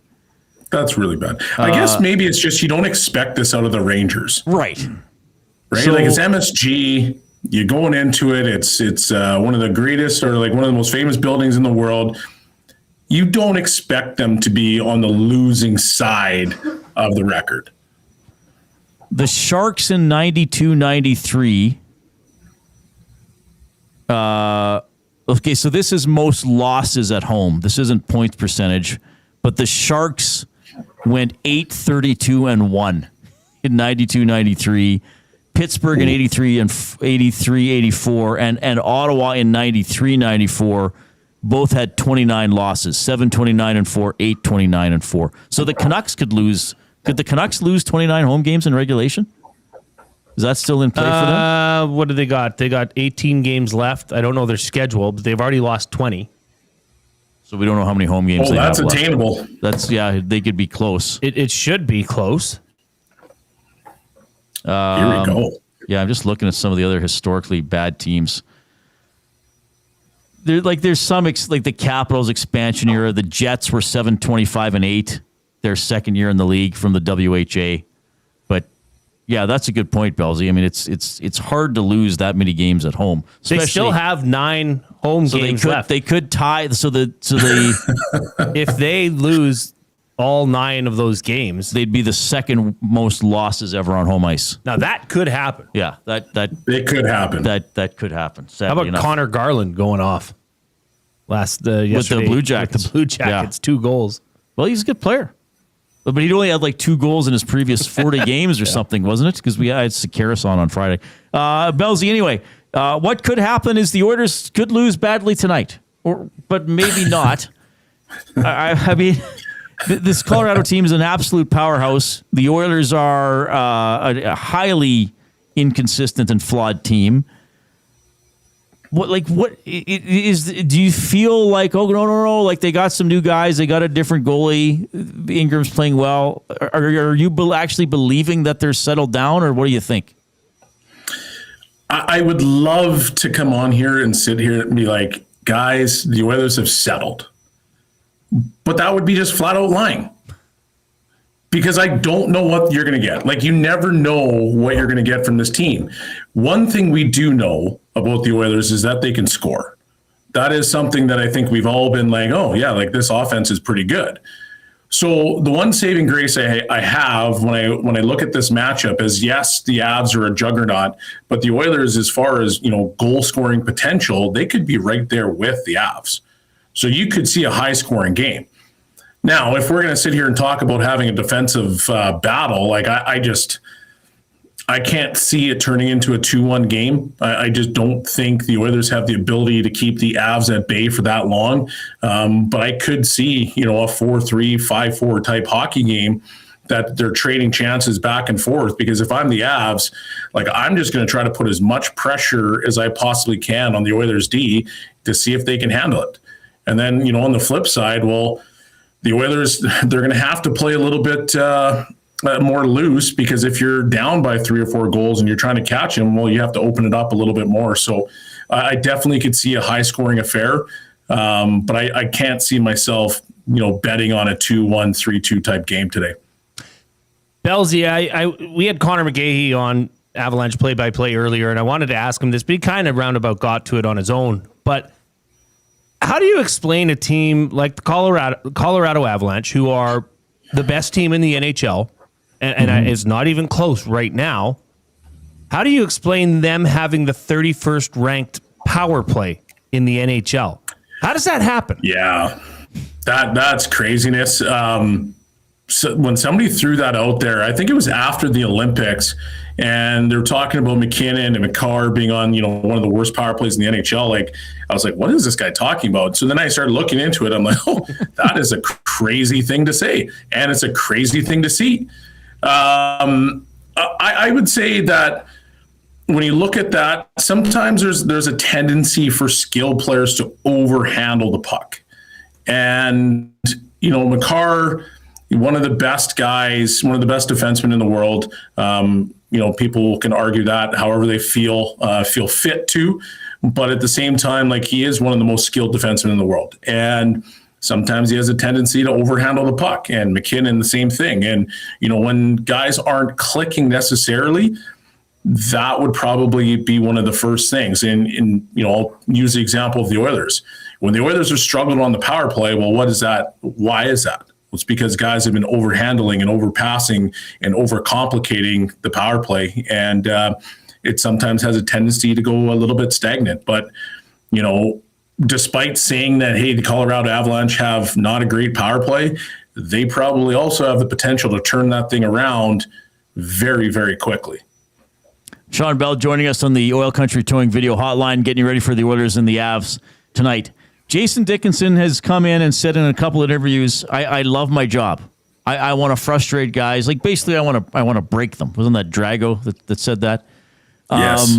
He said he's looking forward to it tonight, but he knows there's not a lot of margin for error against the Avs. But what does it mean to have a player actually come into this team and not just talk about having to play good defense, talking about loving to play good defense? You've not heard a guy, because I almost feel like when they talk about checking, they do it reluctantly. Like, Dickinson's coming in and saying, I want to frustrate the hell out of my opponents. It's a bit of a throwback mentality, because you look at all these new school players, like, they all want to be the top guy. And I don't fault them for that, because, hey, it's pretty fun to be the top guy. You get paid like crazy. You get high profile minutes, but it's something to be said about guys that don't care about that limelight, and they want to sit back and they want to just grind away at you. Those guys are just, I've been using the word dogs lately, and those guys are just flat out dogs. And you need guys like that on your team if you want to have ultimate success. Look at the past 4 Stanley Cup winners. And I would argue that there's at least 1 or 2 of those guys on each and every single one of those particular teams, because, hey, Connor, Leon, Nuge, Hyman, they're going to do some heavy lifting, on the offensive end. But who's going to do that heavy lifting on the defensive end? And if I'm a team like the Oilers, I don't want Connor having primetime matchups and having to say, we're going to go power on power. Yes, it's fun some days to watch McKinnon versus, McDavid. But at the same time, if I've got guys that can shut those guys down, and that frees up McDavid to go play against other players, well, now all of a sudden we have a better matchup. And so having guys like Dickinson sitting there saying, hey, I love shutting these guys down, and I take pride in it. That's a big deal for hockey teams, because it's, like I said, you just need players like that on your hockey team. Is this the type of game? Colton Dach, I thought, has been noticeable in 2 games. Mm-hmm. But he played like 5.5 minutes against the Golden Knights, right? Is this the game where you worry Knobloch is really going to get pulled away from using that 4th line? Maybe Frederick's the bit of a wild card because he seems to be coming on it. But is this the type of game where Szymanski and Dach might be going to the rink thinking, like, I don't know how much I'm going to get leaned on tonight? Well, Yeah, I mean, that's part of the unpredictability of the Oilers is that you never know if you can lean on 4 lines, and sometimes they're just going to lean on 1 or maybe even 2. I would say if the game gets away from them early, you'll see that those guys have a lot less minutes. And then also saying that if the game is tight late, those guys are going to have much less minutes. So it's one of those things where it's like, hey, you're hoping that it's all 4 lines are rolling together. You're hoping that all 4 lines are contributing and they're all playing so that at least by the end of the game, you can look at it and you can say, hey, you got 9 minutes, 10 minutes, as opposed to looking at it and saying, hey, I got 4 minutes. That's kind of the reality of the situation with the Oilers, because you just never know what you're going to get. Like, you could play really well and still get 4.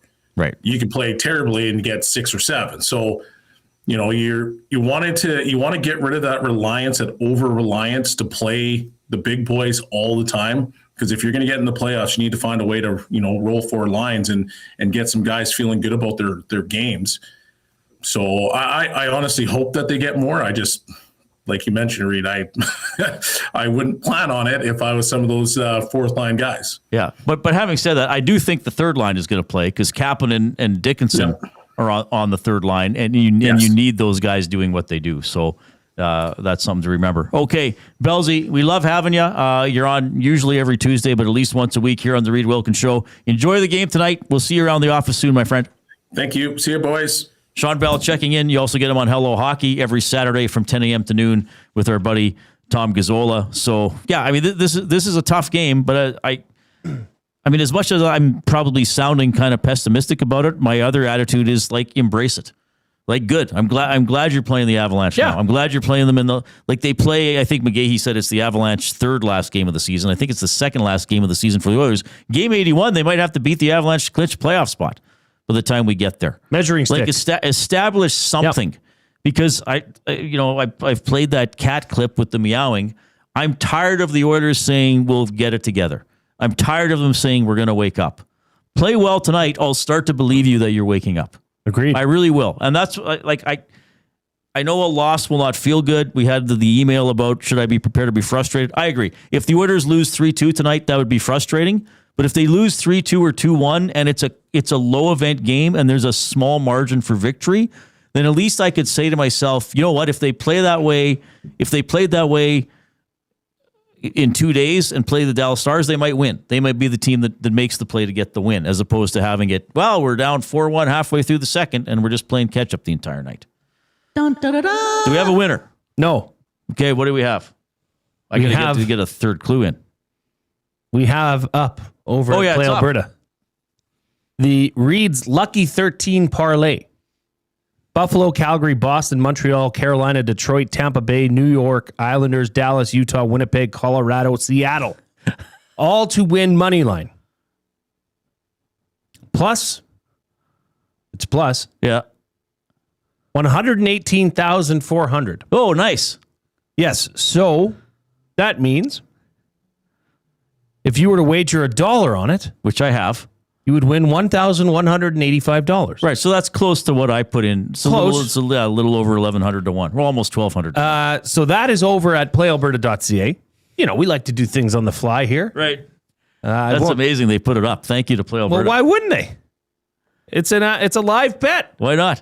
And you got to get in on it soon, though, because the game started at 5. Yeah.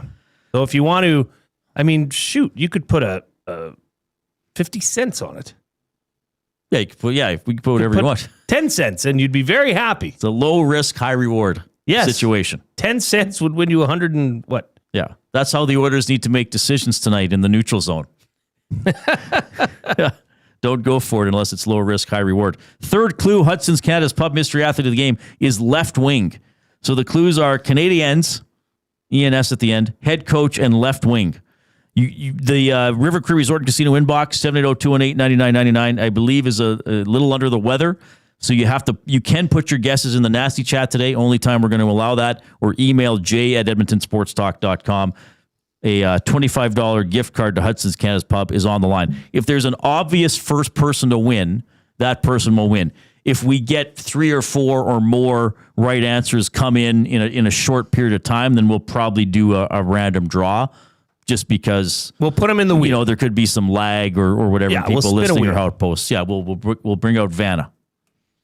We'll do the. I like that. We got some clips from the Oilers coming up. Interesting question from James in the Nasty Chat about power play stats. I want to get to that as well. Here's the Coop.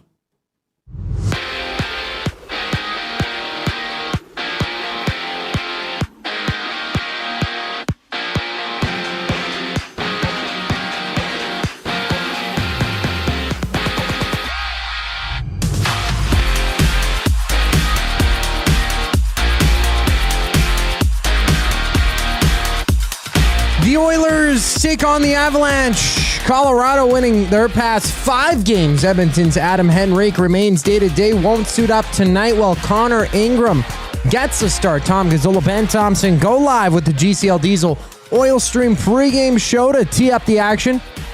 Tune in at 7 right here on EST. 12 other games around the NHL. Sharks challenging the Red Hot Sabres. Buffalo winning 7 in a row. Vegas then has a date with Dallas at 6, while the Kraken match up with the Preds for the nightcap. 2, the NFL ESPN has reported that Romeo Doubs and the Patriots have agreed to a 4-year deal worth $70 million.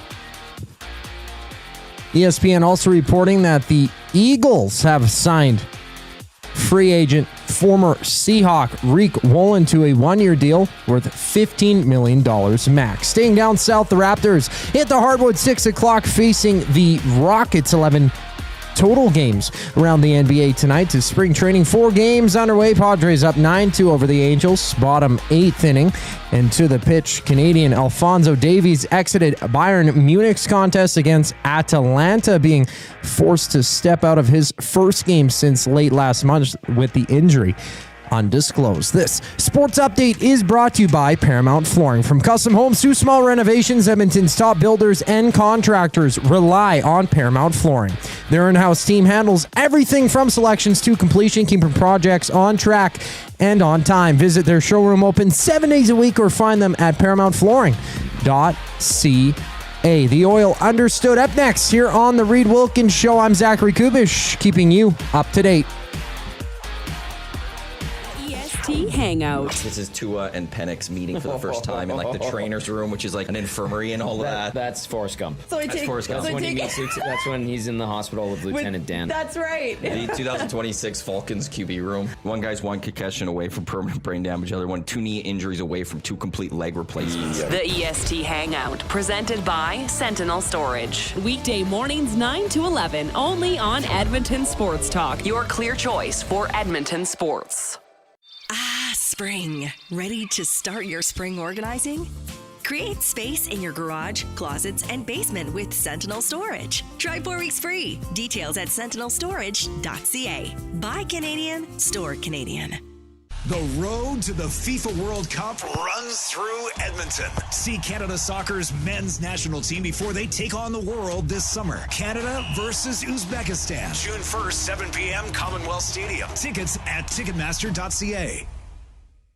Looking for quality building materials and friendly advice? Visit us at Windsor Plywood Leduc, family owned and locally run since 1993. From interior materials for doors, flooring, baseboards, and all the finishing touches to all you need for your outdoor projects like cedar lumber for decks and fences, plus all the plywood you'd need. Our full-time on-staff carpenter can help with anything odd-sized or custom, and from domestic hardwoods to exotic selections, we've got you covered. And if we don't have it, we'll track it down for you. Windsor Plywood Leduc. We're the experts you need to know.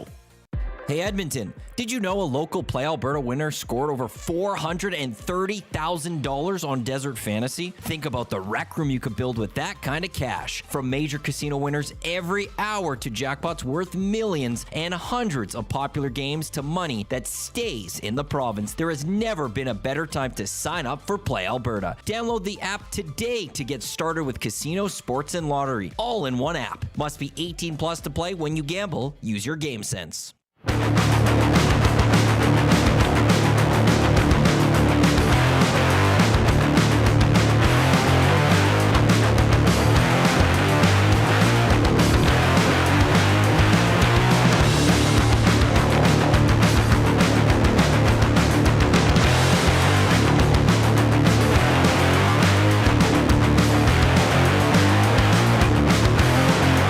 All right, have a limerick here from VR Montenegro. So the theme today for the limericks was mountains. Large piles of rocks surveyed, named, and mapped. Some covered in green, others snow-capped. All craggly and cracked. Here's a magic fact. They yield you 1 red mana when tapped. That is outstanding from VR. Magic the Gathering reference. Could have fooled me. Well, they get mana. I think it's like generating power to pay for other cards, I think. Weren't you talking to a listener that was in today that purchased some merchandise? Yes. About Magic the Gathering? And he was... No, about Warhammer. Well, I did talk about... He said his son... Warhammer. He's into Warhammer. Okay. And then I said, yeah, I'm not into that, but I know a lot of people are into Magic as well. I think the Wolf plays Magic, one of our nasties. I golfed with him in the summer. Update. Yes. The Corey B. Tattoo. Oh, yeah. Fundraising project surpassed the $1,000 mark. Oh, it did. Amazing. Sitting at $1,055. Okay. Fantastic. Okay. So there's a lot of people saying that they can't get their play in at Play Alberta. I think that there must be some sort of a cap. Okay.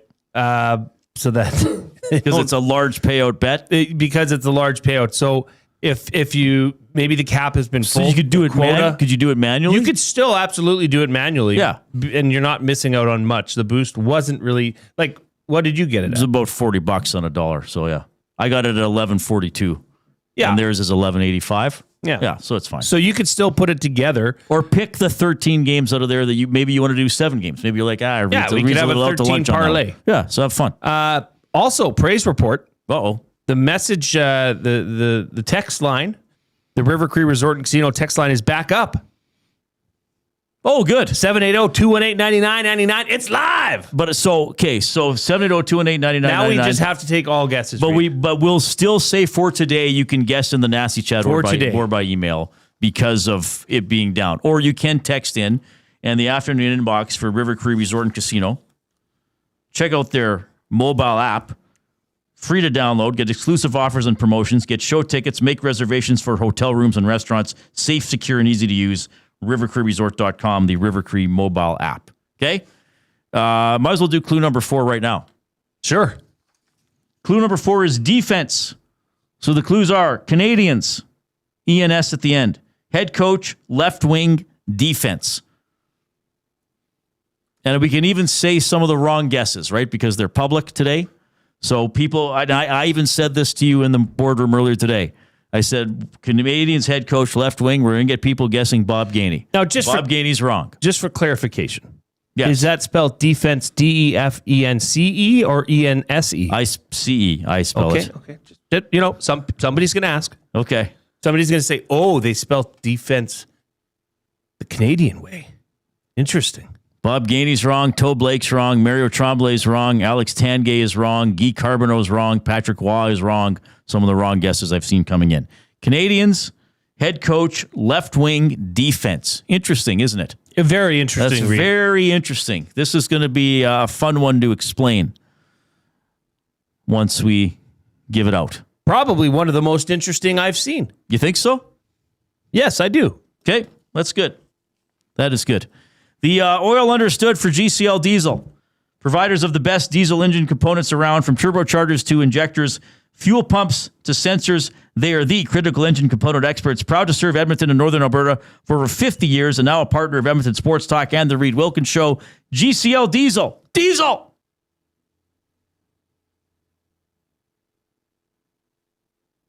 Understood. Okay. Got a winner? Yes, we got a winner. Who is it? Mark in the Park. Mark in the Park. Where did he put it? Did he text it? He wound up texting it. He wound up, and it was his second guest. Okay, good. All right, so we'll explain it right now. Okay. He gets a $25 gift card to Hudson's Canada's Pub. Yes. Canadians does indeed refer to the Montreal Canadiens, one of his several NHL teams. He also played for the Montreal Maroons, the New York Rangers, and the Boston Bruins. Okay. Head coach. This person was the head coach of the Montreal Canadiens. He was hired as the head coach of the Montreal Canadiens. Do you know how many games he coached with the team? I do. Zero, because he passed away the summer he was hired. But he was the head coach of the Canadiens. The next two clues were left wing and defense. He played both positions over the course of his National Hockey League career.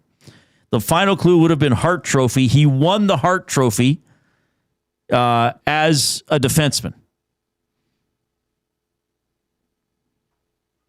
Babe Siebert is the Hudson's Canada's Pub mystery athlete of the game.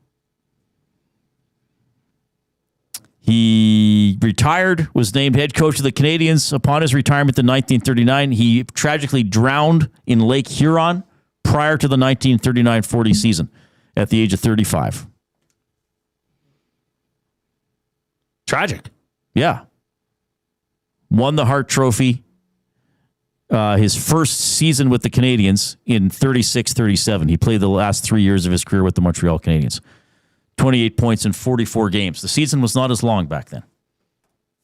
So there it is. Babe Siebert is the Hudson's Canada's Pub mystery athlete of the game. That was a good one, eh? That was a really good one. You said you wanted to talk about this comment from James Barrels. Not sure why not that one. The power play one. I'm having a hard time finding it. Can you find it? Yep, I'll find it. Why is the power play judged by percentage? Or you'll find it. Instead of goals scored? The Rocket Richard winner isn't the best shooting percentage. Yeah, that's an interesting question. I guess I never really thought of it that way. The best power play in the NHL has always been the team with the best power play percentage. Right. Whereas the leading goal scorer is not the highest shooting percentage; it's the most raw goals. I guess I would say to James, I suppose because a power play is a specialized situation, whereas 5-on-5 play and overall goal scoring is not. You can score a goal at any time. So let me ask you this in baseball, right? Who would you sooner have at the plate? The guy who went 200 for 400 or the guy who went 201 for 600? One guy's batting 500, the other guy's batting 333. I'd sooner have the guy who's batting 500. Mm-hmm. So I think power play is kind of like that. Well, and if you look at power plays goals, yes. Whereas the Colorado Avalanche by percentage rank 31st, by goals they rank 23rd. Really? Yes. They've scored 32 power play goals.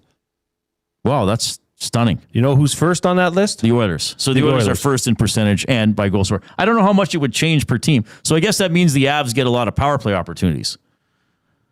Like I would think if you're... Yeah, like Colorado is fifth in the NHL in power play opportunities with 203. Yeah, so I guess if you're scoring a lot of power play goals, that's good. You're still scoring goals, but they measure your power play on percentages. That's a good question. But I think and look, sometimes with stats, it's just easier to talk about it that way. You know, if you scored a power play goal, it levels the playing field. Yeah, really. Good question though. Grumpy Cat says Reid's bets are so popular they took it down. LOL. Well, that's the story of my life. And he follows it up. Advertising works. It really does.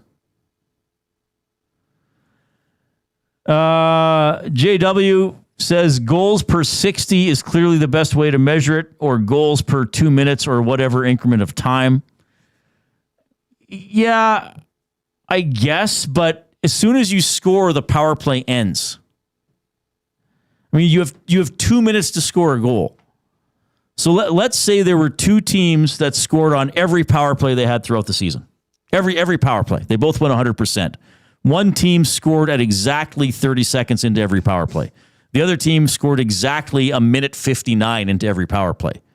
How can you say the first power play is better because they scored quicker? The goal is to score a goal in 2 minutes, right? Not to score as quickly as possible. I mean, unless it's late in the, whatever, unless you're up against it late in the game. So I don't totally I know what you're saying, and I'm kind of using an extreme example. But how, to me, scoring a goal more quickly on the power play doesn't make it a better power play. Right. That's an interesting discussion. But I just think with the percentage, that clearly that makes it comparable. I mean, let me put it this way. If one team... Okay, so let's say over an 82-game season, there were two teams, Team A and Team B. They both score exactly one power play goal in every game. So they both score 82 power play goals. But one team gets 10 power plays a game, and the other team gets 2. So one power play would be 10%, and one would be 50%. Mm-hmm. And then they get into the playoffs, and they have different opponents in the playoffs, and in overtime, they each get a power play. Which team do you think is going to win? The team with the better power play percentage? Or do you say, oh, well, they're equal. They both scored 82 power play goals in the regular season. No, you're taking the team that went 50%. That's right. Does that make sense? Probably not to everyone, to be honest. Well, Rip City Step says, I would say the 30-second power play is infinitely better, actually. Big Uke says scoring more quicklier is much better. I don't know if he's joking or not. I think he is. But that's, I mean, you could just rank the power plays by goals scored.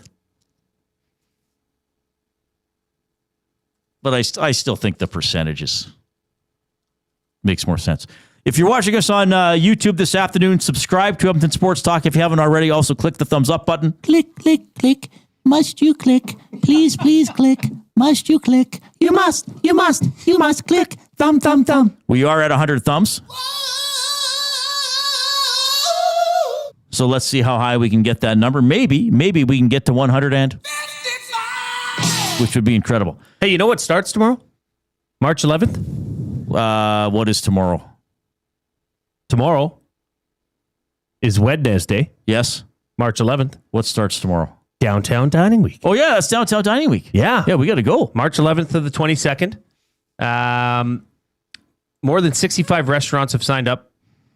And the way it works is they offer dining deals on multi-course or multi-item meals. All restaurants offer the deals at a fixed price. You know what you're spending. Fixed prices are $15, $25, $35, $50, and $65. So you can head over to edmontondowntown.com to find participating restaurants. I mean, we went to Boondock. B-U-N-D-O-K. Incredible. Hernan and Gage went to Shoyu Sushi. Yep. Matt, Benny, and Tom went to Campio. Great pizza. And Dusty, Trev, and Eric went to El Furniture Warehouse. But there are over 65 restaurants you can go to. So Google Downtown Dining Week, and you can look at all the menus. Oh, yeah. You don't have to just, I mean, you can go off what we're saying because we went to great places. But if you're like, oh, I wonder what else there is, it's all laid out for you. Well, it's one of those things you want to support local, keep it local.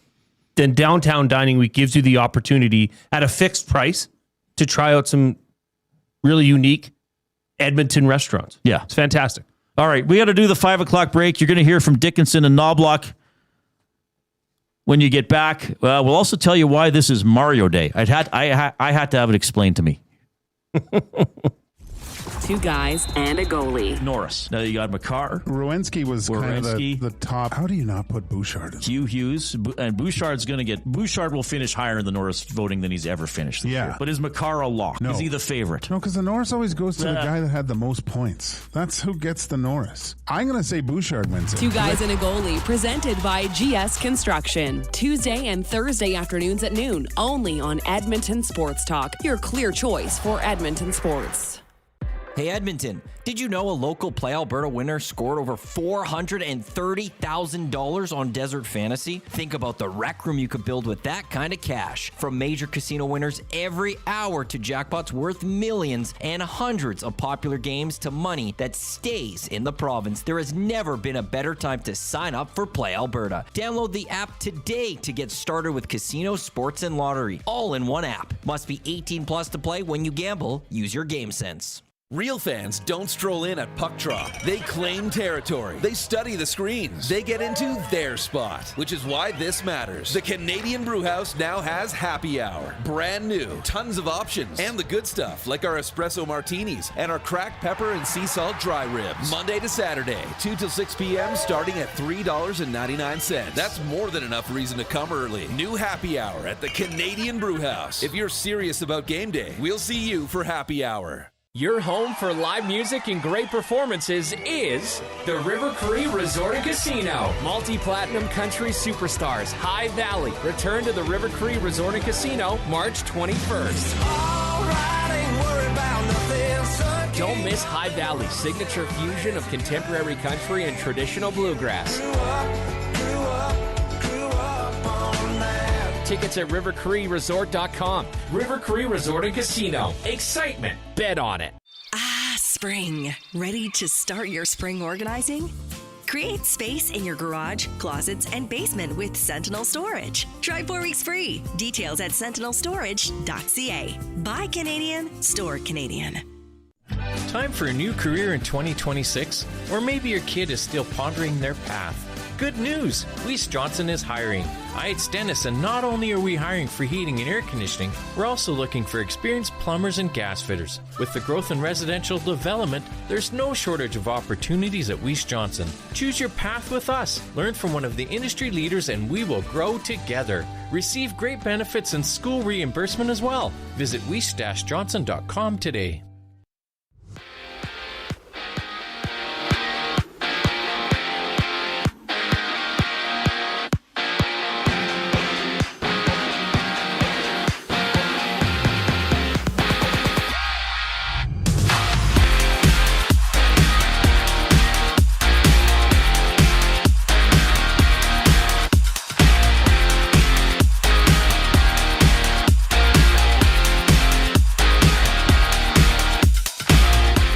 The Oilers challenge the Avalanche, who've won 5 straight. Edmonton's Adam Henrique remains day-to-day and will not suit up, while Connor Ingram takes the crease. Tom Gazzola, Ben Thompson set the table during the GCL Diesel Oil Stream pregame show. That goes live at 7, only on EST. A dozen other games around the NHL, 7 of which start momentarily. Flames and Rangers dance, the Red Wings and Panthers battle, while the Kings match up with the Bruins. To the NFL, ESPN has reported that Romeo Doubs and the Patriots have agreed to a 4-year deal worth $70 million. ESPN also reporting that the Eagles have inked former Seahawk Reid Wilkins to a 1-year deal worth up to $15 million. Staying down south, the Raptors tip off at 6 o'clock to face the Rockets. 11 games around the NBA in just a second. Memphis and Philadelphia hit the deck. And 2 spring training, some action still underway. Just 1 game live. White Sox down 10-7 to the Athletics, bottom 8th inning. And we also have a delayed start between Canada and Puerto Rico at the World Baseball Classic. Canada 1-1 so far. Puerto Rico undefeated through 3 games played. I'm Zachary Kubish. That was your sports update. The third and final hour of the Reid Wilkins Show starts right now.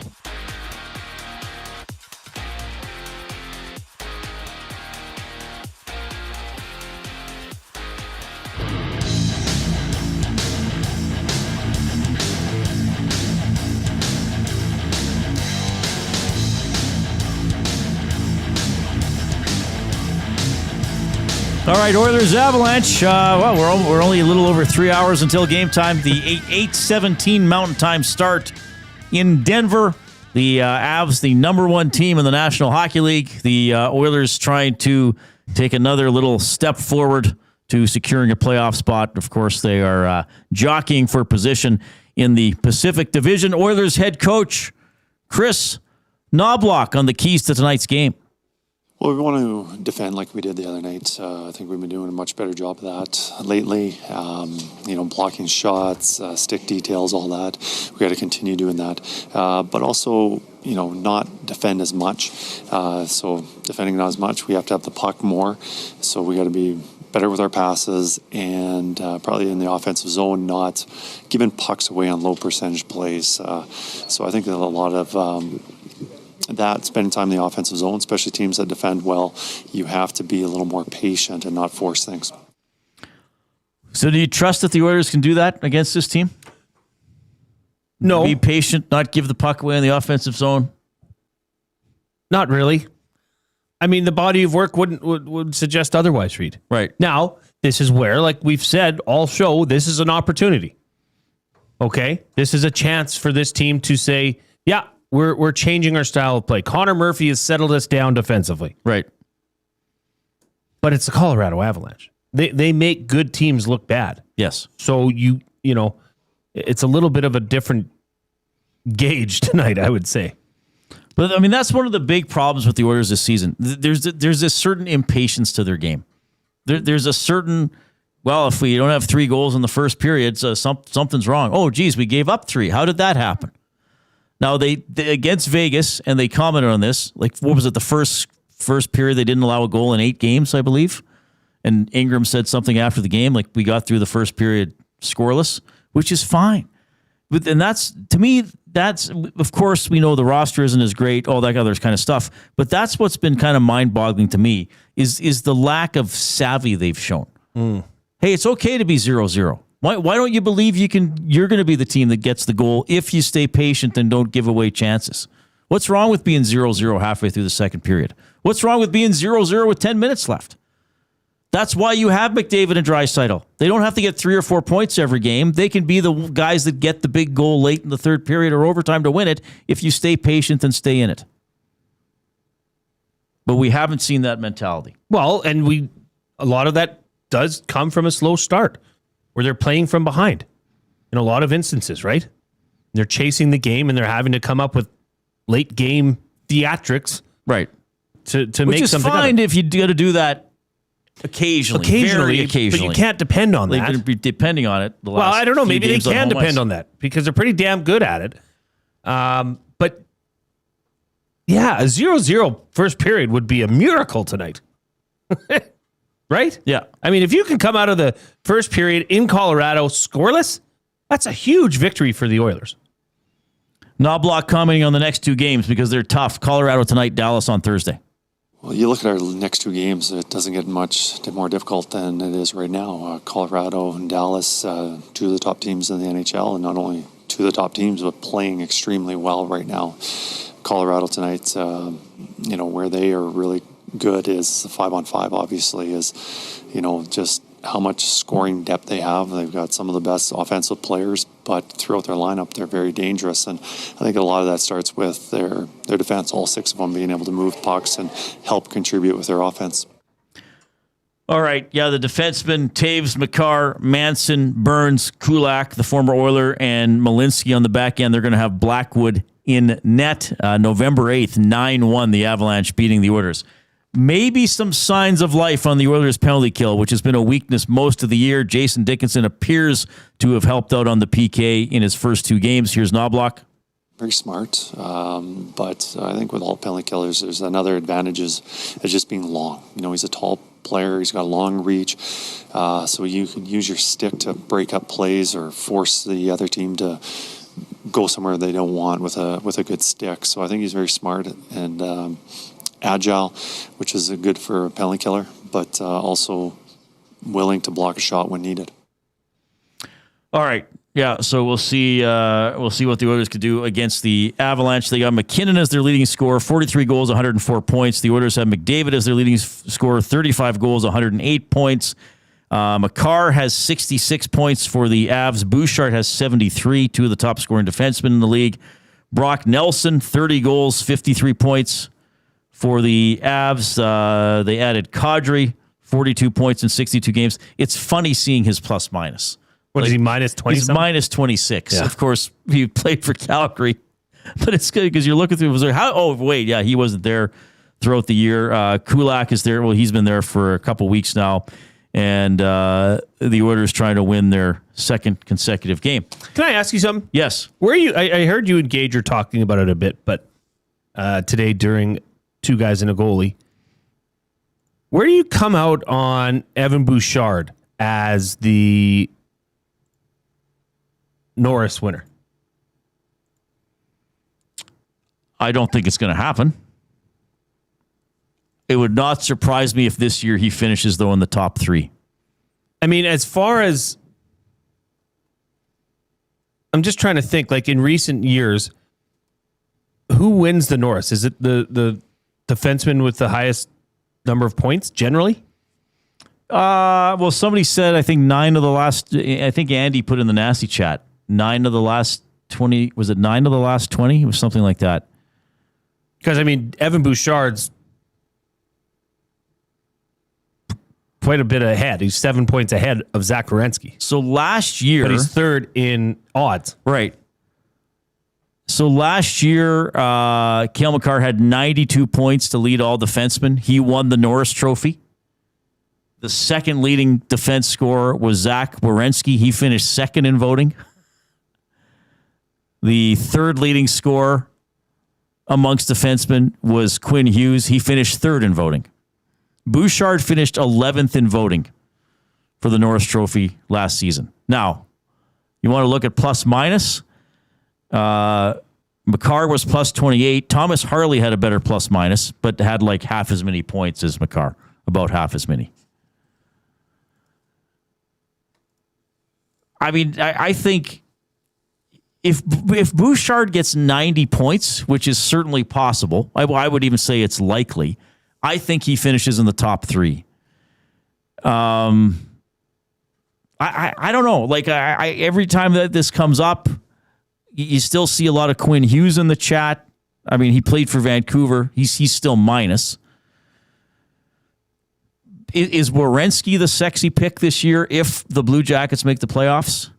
That's kind of the way that you know we've certainly looked at it, and I know Huss and I looked at that and said if the Blue Jackets get into the playoffs, it would be hard not to vote for Werenski. Or are people just going to vote Makar is the best defenseman on the best team? I mean, he's still going to be a top 5 defenseman in scoring. He might even finish second. He probably won't pass Bouchard, and he's plus 34. You know, Lane Hudson is plus 26 for the Habs.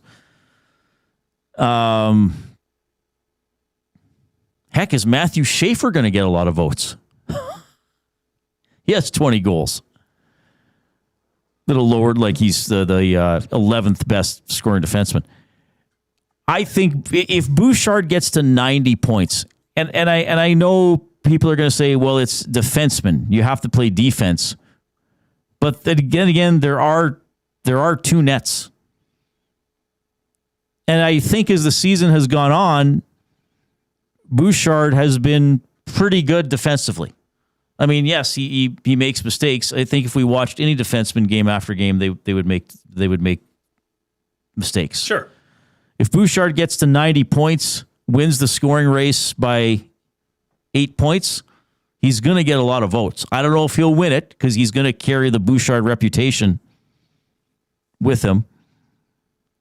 But I think Bouchard's a finalist for the Norris Trophy. I'm not sure that he wins it. Well, if he's in the conversation this year and puts together a similar season next year, you know, how much does voter fatigue come into this? Well, that's a good point. Like, how much does year-over-year reputation matter? Right. It shouldn't, but it does. But it's hard to not think of that. But it absolutely shouldn't, but it does. Andy says Werenski wins due to the Olympic bias, which shouldn't happen, but it could. Mech says, I don't know if there's any other player in the NHL where the fan base would be upset that their player might win a year-end award. I've joked about that too. I think ultimately most fans would be happy if Bouchard got the Norris Trophy. And I think most fans are generally happy with how Bouchard is playing. Now. And he does spend a lot of time on the PK. Now, the counter to that is the PK is not very good. But the counter to Makar would be, it's like, well, how come you can't quarterback a power play if you're so good? Aren't you the quarterback of the second worst power play in the NHL? I mean, that's the fun thing about debating awards. You can always find something for and against your guy. Just looking quickly at the first period scoreboard, there's 13 games tonight, and a lot of games. Oilers fans are certainly watching the score on this one. Buffalo is currently up 2-0 on San Jose. Already. Already. Buffalo's good. 13:56 left in the first.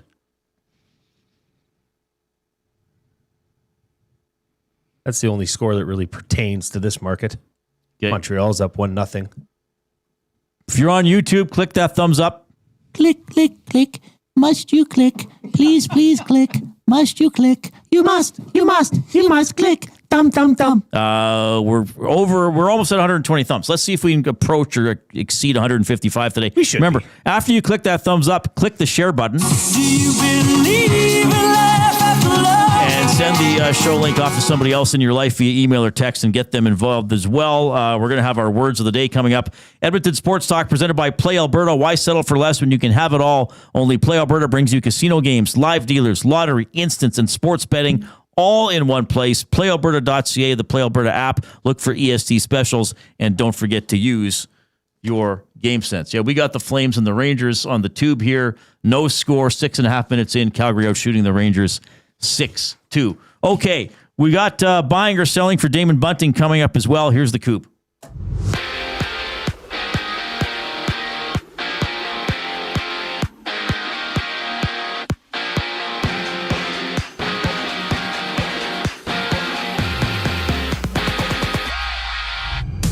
The Oilers take on the Avalanche.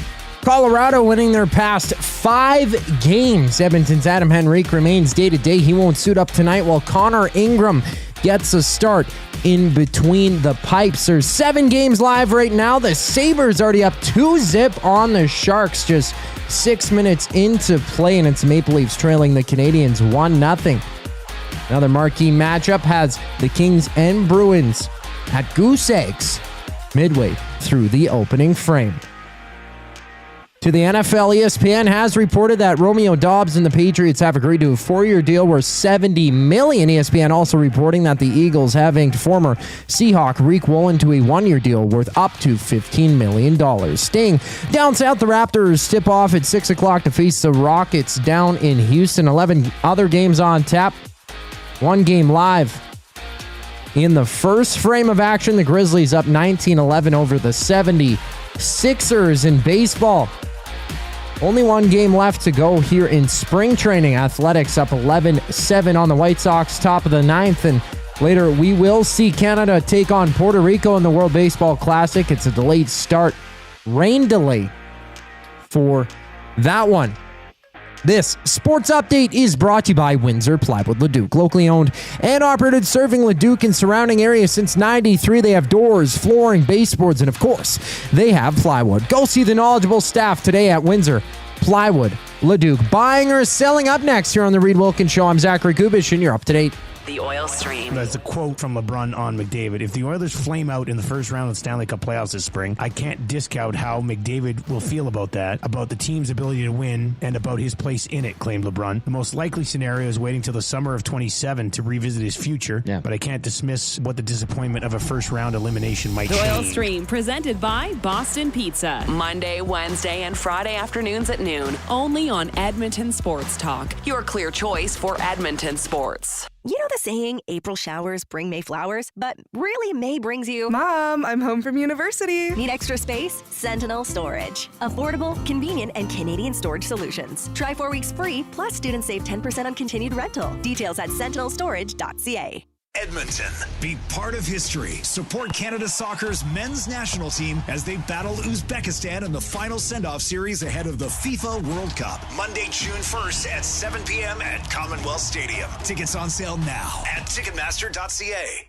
Hey Edmonton, did you know a local Play Alberta winner scored over $430,000 on Desert Fantasy? Think about the rec room you could build with that kind of cash. From major casino winners every hour to jackpots worth millions and hundreds of popular games to money that stays in the province. There has never been a better time to sign up for Play Alberta. Download the app today to get started with casino, sports, and lottery. All in one app. Must be 18 plus to play. When you gamble, use your game sense. Real fans don't stroll in at puck drop. They claim territory. They study the screens. They get into their spot, which is why this matters. The Canadian Brewhouse now has happy hour. Brand new, tons of options, and the good stuff like our 8-inch 2-topping RCM pizza and our signature Caesar. Monday to Saturday, 2 till 6 p.m. starting at $3.99. That's more than enough reason to come early. New happy hour at the Canadian Brewhouse. If you're serious about game day, we'll see you for happy hour.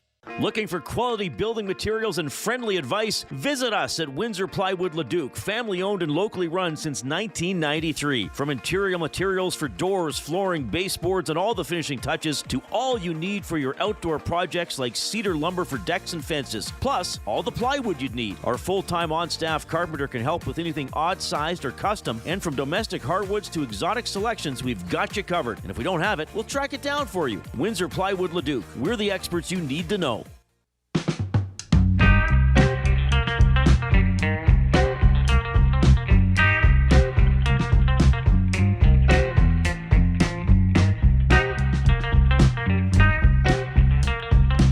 I'll be watching the game by candlelight this evening. The late start, Jason Milne, 8:17 p.m. Well before the time I clock out at my bookbinding facility.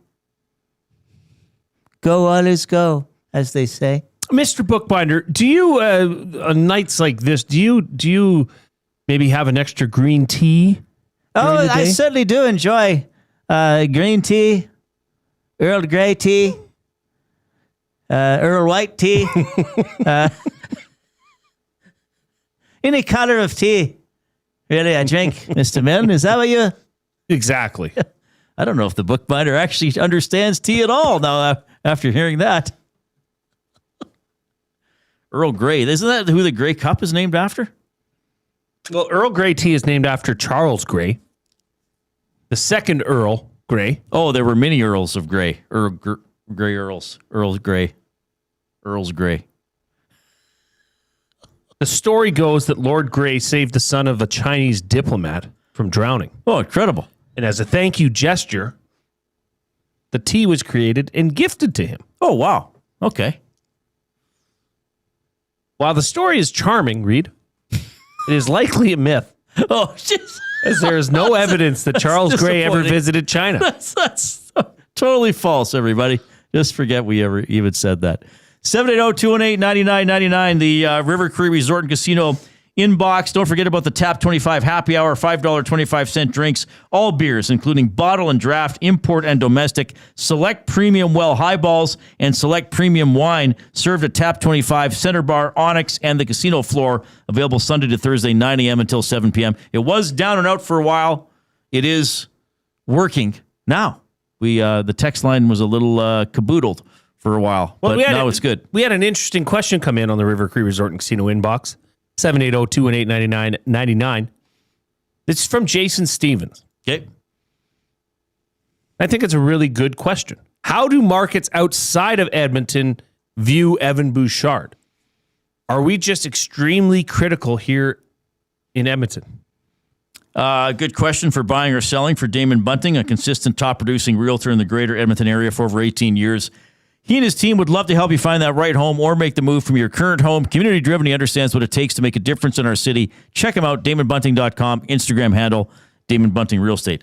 That's a good question. I can't say, because I'm not in other markets, and when we have people on from other markets, we generally ask about their teams. We're not saying, what do people there think of Evan Bouchard?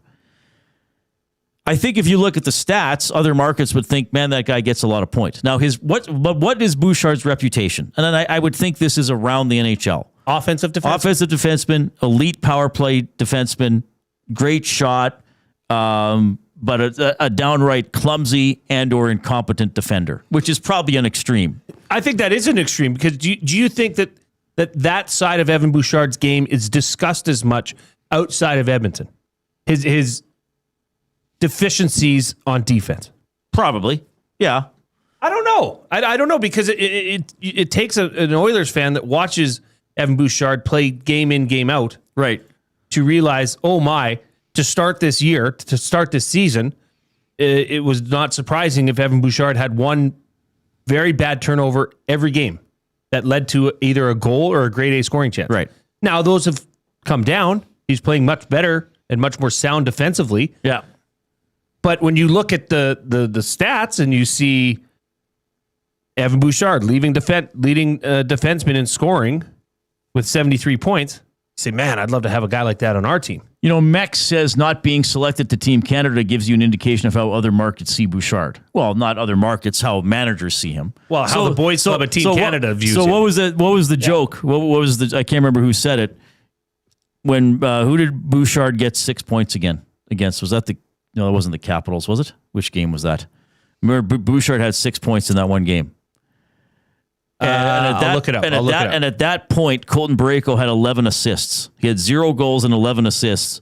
Bouchard got 6 points in a game. One's on the Olympic team, one isn't. Right. Right? That says a lot. So, like, Bouchard is such an interesting player because then you also see him in the playoffs and he plays a little more physical. He plays a little meaner. I mean, he slashed, was it Hintz? He slashed on the broken foot.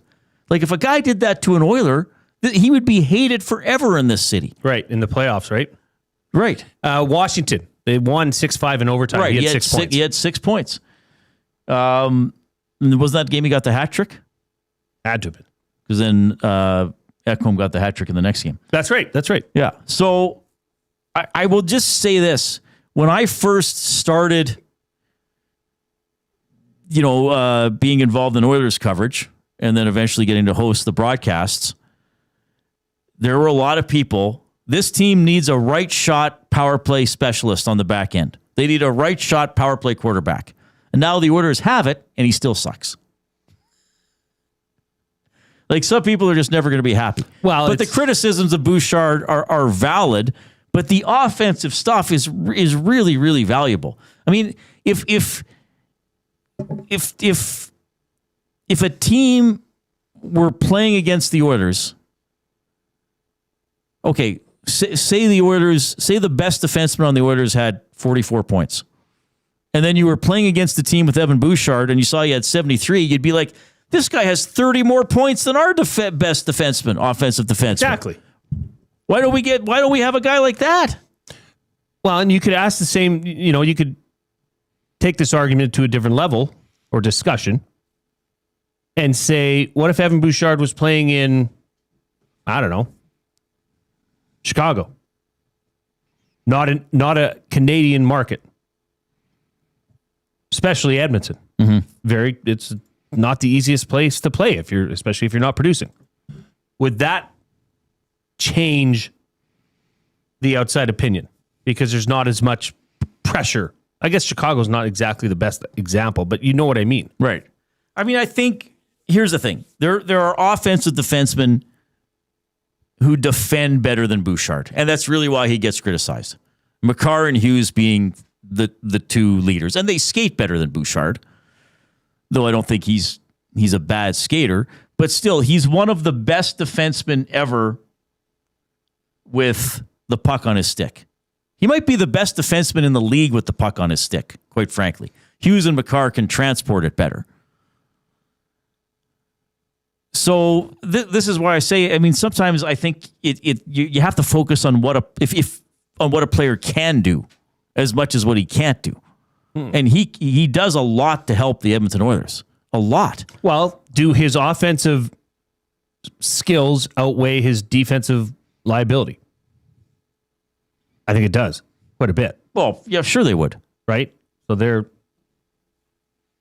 but yeah, I think in Edmonton he's highly criticized because he's capable of turning. Well, because you see him turning the puck over and better, right? Yeah. But I to get back to the original thing, I think he will be a Norris Trophy finalist this year. I think he'll be in the top 3.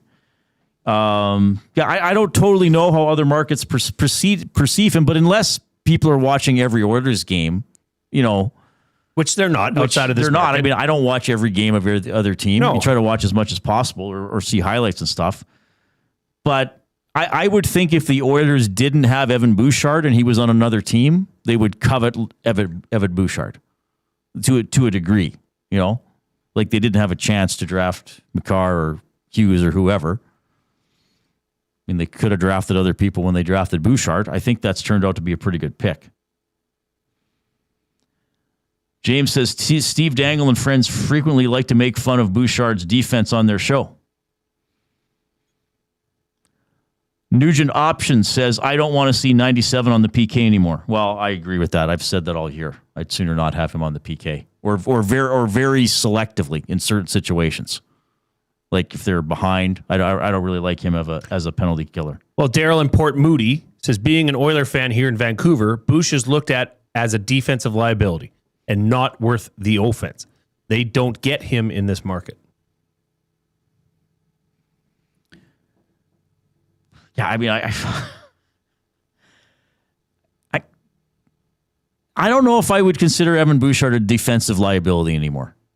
I think he is prone to make big mistakes. But there are a lot of games where you just pay attention to some of the plays that he makes or the times that he gets the puck out or at times he might actually hit somebody. I agree his defensive awareness could be better. I don't know if that's some of the mistakes are ever going to leave his game. Well, but a player who can get 73 points certainly has some value. Sure. And look at playoff Bouchard. Right. Pretty good. I mean, that's it. We'll pin the hopes of the Oilers tonight all on the play of Evan Bouchard. It's all on Bouchard. That's well, he's going to have to play well. Yeah. He's going to have to play well. Another 6-point game? Can you imagine? He must. That'd be unbelievable. Well, I mean, it's interesting that the Oilers fan in Port Moody says that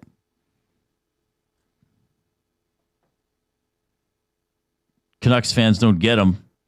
I mean, in that playoff series, did he not score the overtime winner in Game 2? Though Ian Cole shot it into his own net, but still, did he not score the game winner in the last minute of Game 4? Did he not score the second goal, I think, in Game 7? Wasn't it CC Bouchard and then Nugent Hopkins scored, I think? So, I don't know. What is that, J-Lon? I can't see that, Jay. J-Lon 78. I mean, he did just have an awful turnover leading to a goal against on the PK. Yeah, that's right. And that's the problem. Now, also McDavid's to blame on that goal. And that's frustrating. They don't play a thorough enough defensive game. Sometimes, the big guys. Like, I agree with you, but are we at the point where every Evan Bouchard game, like, how many mistakes does he make to negate 73 points? Like, I agree. I'm frustrated with him sometimes too. I hate when he stands in front of the net and there's a rebound there and he watches the guy he's been supposed to be checking shoot and sometimes score. I get all that. Mm-hmm. I get all that. Yeah, that wasn't a great goal against on the PK the other night, J-Lon. Like, I agree with you, but how many? Like, what's the standard for Evan Bouchard? Perfection.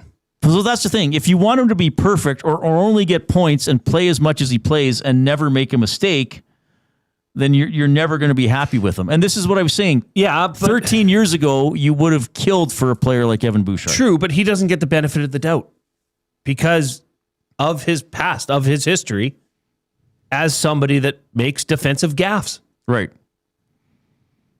And it's like Darnell Nurse is never going to outlive that contract. It's just never going to be in the past. Right. Well, I don't think Evan Bouchard is, even if he has a better season next year and doesn't have a rough start, I don't think he'll outlive that. That'll always be a part of Evan Bouchard. Rob from LA. Bouchard is the top D-man on the team that has gone to back-to-back Stanley Cup finals, sets scoring records in playoffs. Oilers fans hate offensive defensemen since coffee. Yeah. I mean, I think there's a point where, and I kind of hate to say this to people, but some players and people just are the way they are. I've said this before, and it makes people really mad. But there's a certain point where it's just like that is how Bouchard plays. You know? Right. And it's frustrating. It can be frustrating. It can be maddening because sometimes it looks like he's kind of like not with it on the ice. I get it. Or he's not He's not. He's lackadaisical. He's not totally engaged, and that's frustrating. And I agree. That's very frustrating. I still think he does much more good than harm as a member of the Edmonton Oilers. Much more. Oh, yes. Like who would I be more frustrated with this year? Walman or Bouchard? Quite frankly, Walman. Because he makes some pretty big mistakes and he doesn't get enough points to make up for it. That's a great point. Walman, he's missed time. Walman has 18 points in 35 games. He's minus 10. James Barrell, some of the Bouchard's mistakes are more about an unwillingness than the execution of the play. What defenseman is taught to play an odd man rush by leaving the middle of the ice and going to the boards? Well, that's part of it. Yes, that is part of it. Bad decisions. And that's what I'm talking about with Walman too. But I guess I'll ask everybody this as well. Tonight, or pick a game this week and watch it from the perspective of that you're cheering for the other team. So when the Oilers score a goal, you're not allowed to say, great play by McDavid. You have to look and say, how did St. Louis screw up? How did Dallas screw up? Why'd they leave that guy open? Why didn't they do that? Exactly. Right? Yeah, that's good. And you'll find that other teams make a lot more mistakes too. And probably there are some defensemen who make mistakes like Bouchard as well. Well, I'm almost guaranteeing that Cale Makar will make a mistake tonight. No, he might not. He's that good. Reid, stop it. Stop it. It would be unbelievable if he did not make a mistake. But I mean, look, the Bouchard discussion's never going to go away until he retires. And then when he comes back, called that boarding. I didn't see it. Well, there's been worse in the Calgary. Cheapers. Yeah, that's compared to what they let go. That's not not boarding. That's to he put pushed the him in the side. That's to put the Rangers up 5-on-3. That's a terrible call. Jeez. That's a terrible call. Read the room, bro. Yeah, I just feel I've said this before. We're going to be having these discussions about Bouchard until he retires. Yeah, because he's going to continue to make mistakes and make a lot of really good plays. I just think that's kind of who he is. He's going to be a somewhat frustrating player. He plays in a market where everybody's picked apart and overanalyzed. And I do think it's a little different in Canada, because as much as we love hockey and we celebrate team play and greatness, it's still oddly a hockey culture in this country where if a team gets scored on, we got to identify the idiot who let his teammates down, as opposed to saying the other team made a good play. I had a broadcaster tell me once who had worked in the United States and then came to Canada. And he said in the United States, all the analysis was about, look at this play. Look at this offensive play. Look at what this guy did. Look at how they moved the puck. And he said he was doing that in Canada, and then he got called into his boss's office after a few games and said, we don't like how you're analyzing the play. And he's like, well, what are you talking about? He's like, you got to point out who made the mistake. You got to point out who let the team down. You got to point out why, from a defensive aspect, why the goal was scored. If you watch an NFL broadcast and how they analyze the play, they do not dwell on the mistakes by the defense. It's always a good scheme by the offense. It's always a great throw by the quarterback. True. That's a good I mean, point. they'll point out mistakes, but they don't spend as much time on it. Because nobody wants to hear about that. Right. They want to hear about how well that ball was thrown. Think about the play against the Rams when JSN ran out of the backfield and was wide open in the end zone. What a clever scheme by the Seahawks. Yeah, terrible coverage. The Rams didn't cover the best player on the other team. But it was a bust. But what's Brady talking about? It was a bust. What a clever scheme by the Seahawks. Yeah, they got mixed up. Clearly, several players on the Rams screwed up. They didn't dwell on that.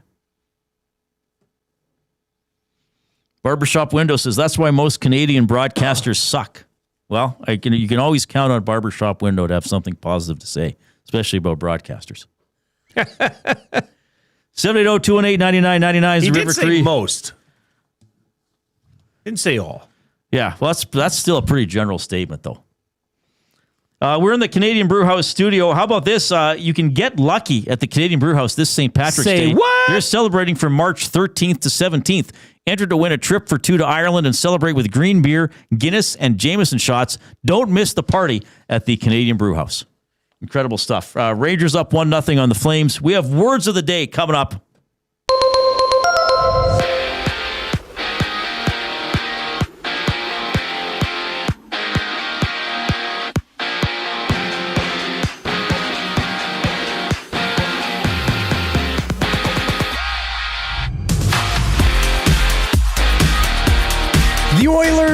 take on the Avalanche, who've won 5 in a row. Edmonton's Adam Henrique remains day-to-day and will not suit up tonight, with Connor Ingram taking the crease. Tom Gazzola, Ben Thompson set the table during the GCL Diesel Oil Stream pregame show. That goes live at 7 right here on EST.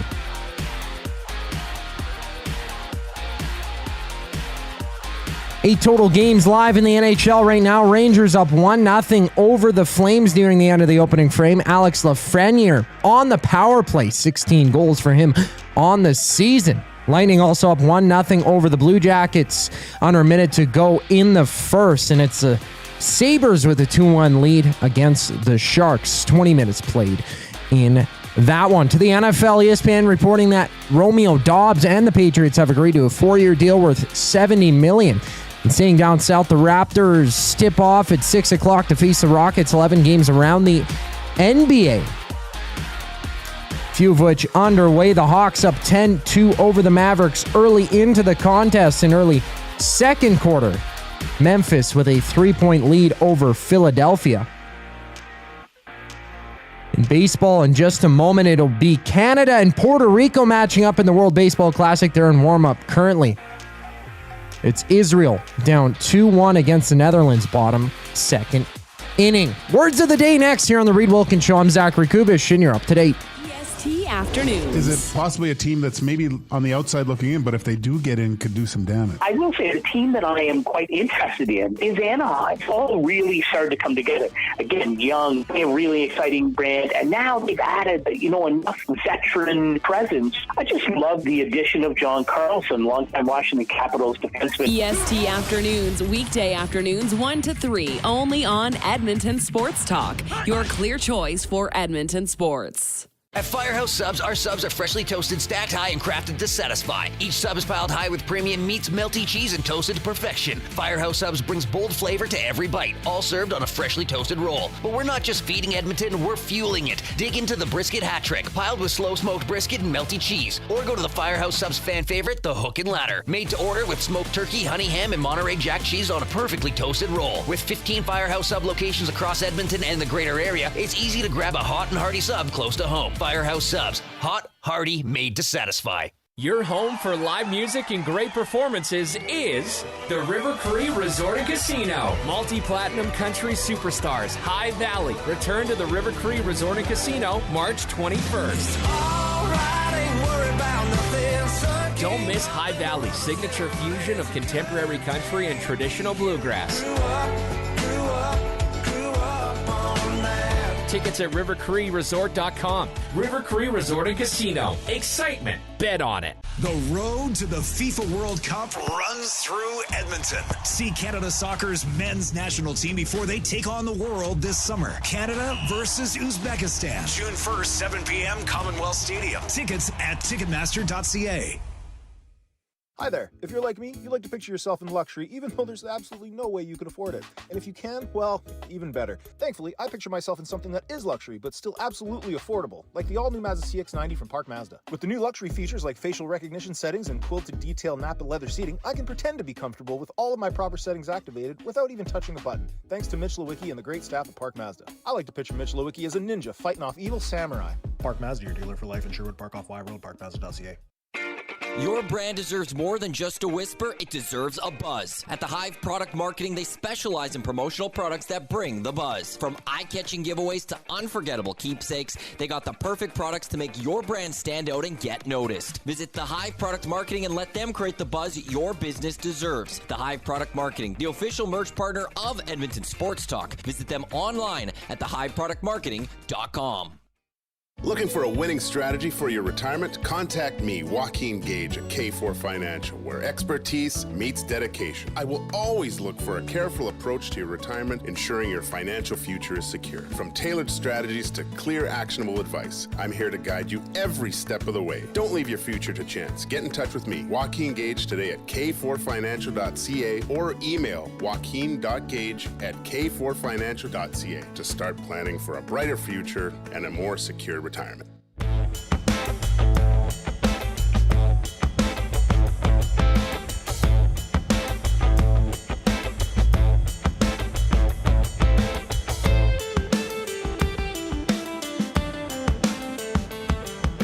Edmonton Sports Talk presented by Play Alberta. Make your bets count for you and everyone else with the Play Alberta app with hundreds of player prop bets on the biggest leagues, NFL, CFL, NHL, NBA, MLB, you name it. You're not just playing for fun, you're supporting your province. PlayAlberta.ca, the Play Alberta app. Look for EST specials as well. We got lots of great stuff for you there. So what's yours tonight for the Oilers and Avs? Very straightforward. Over 6.5 goals, McDavid point. That was boosted to plus 115. Okay. Our off-topic games at 8, by the way. The official puck drop, 8:17. We got the GCL Diesel Oil Stream pregame show at 7, hosted by Tom Gazzola. Our off-topic for William Huff. We had a lot of fun with this earlier. We'll just circle back to it. What would your cast be for a movie about the Reid Wilkins show? We got Matt Damon as you. Well, Stupider Trent sent this in a little late. He said, for your movie casting, Reid would be played by Nicolas Cage or Ben Stein. Oh, wow. Depending on genre. Jay by Michael Keaton. Oh. Lieutenant Eric would be played by Stifler or David Spade. And Dusty by Will Ferrell. What was Stifler's name? Is that Sean Michael Scott? Sean William Scott? Sean William Scott, I think. Okay. Dusty, Will Ferrell. And Tom, Andy Samberg. Oh, interesting. So Dylan Minnette would play Ben. If you're on YouTube, that is a picture of Dylan Minnette. That's a dead ringer, man. Yeah, and he's only, like, the age range, is Ben 23? Yes. I think Dylan Minnette's 29. So it's not like, because some of the actors we had for us, even though we're more seasoned gentlemen, we're even quite a bit older than, like Michael that. Keaton's almost 70, isn't he? You're what, 44? Yeah, that's awesome. But Dylan Minnette as Ben, I mean, that's one you don't even think about. Like, if we got the picture up, if you're on YouTube. If you're not on YouTube, Google Dylan Minnette later, and Google Ben Thompson, Edmonton Sports Talk. It is good. It's quite shocking. It's pretty good. Dusty's down in LA. Did he text us? I asked him if he had gotten seats. Okay. So he, this is what he sent me. He said tonight he's the row 3 behind the scorers table. Oh, neat. So you can look for him. Lakers Timberwolves tonight? Yes. Okay. And then Thursday, he's row 5 behind the Lakers bench. Oh, wow. What a guy. Is the scorers table between the benches in the NBA, or is it on the opposite side? I believe, Reid, I believe the scorers table is in between the benches. It is, yeah. I'm trying to think. Yeah. It's the broadcast that would be the opposite. Yeah, because they got to check in for subs there. Right? Yeah. So he'll be on TV.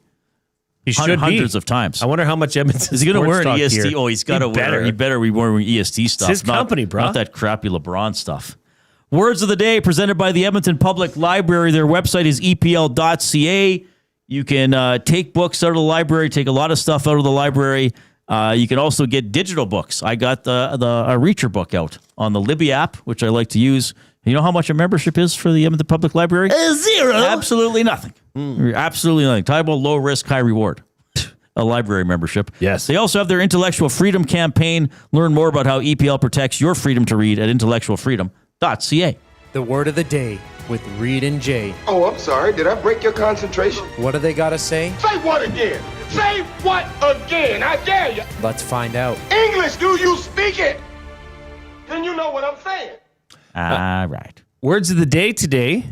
The Abutski edition number 4. They're both Abutskis? Yes. Okay. If you want to participate and send words, feel free. Jay@edmontonsportstalk.com. So this is the 4th edition of Words of the Day presented by EPL.ca and Abutski. First word, petulant. Petulant. Petulant. Petulant.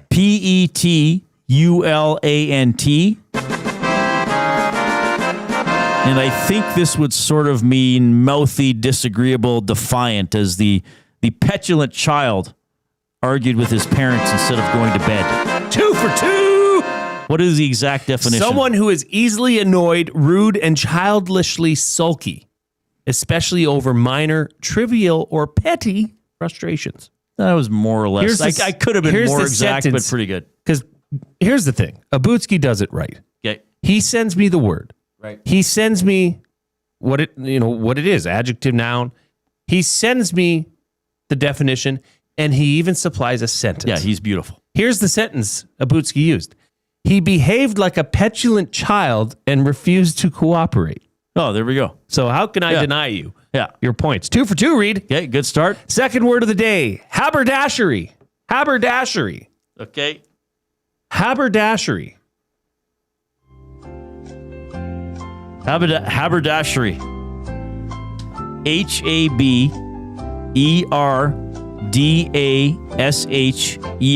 Dun, da, da, da.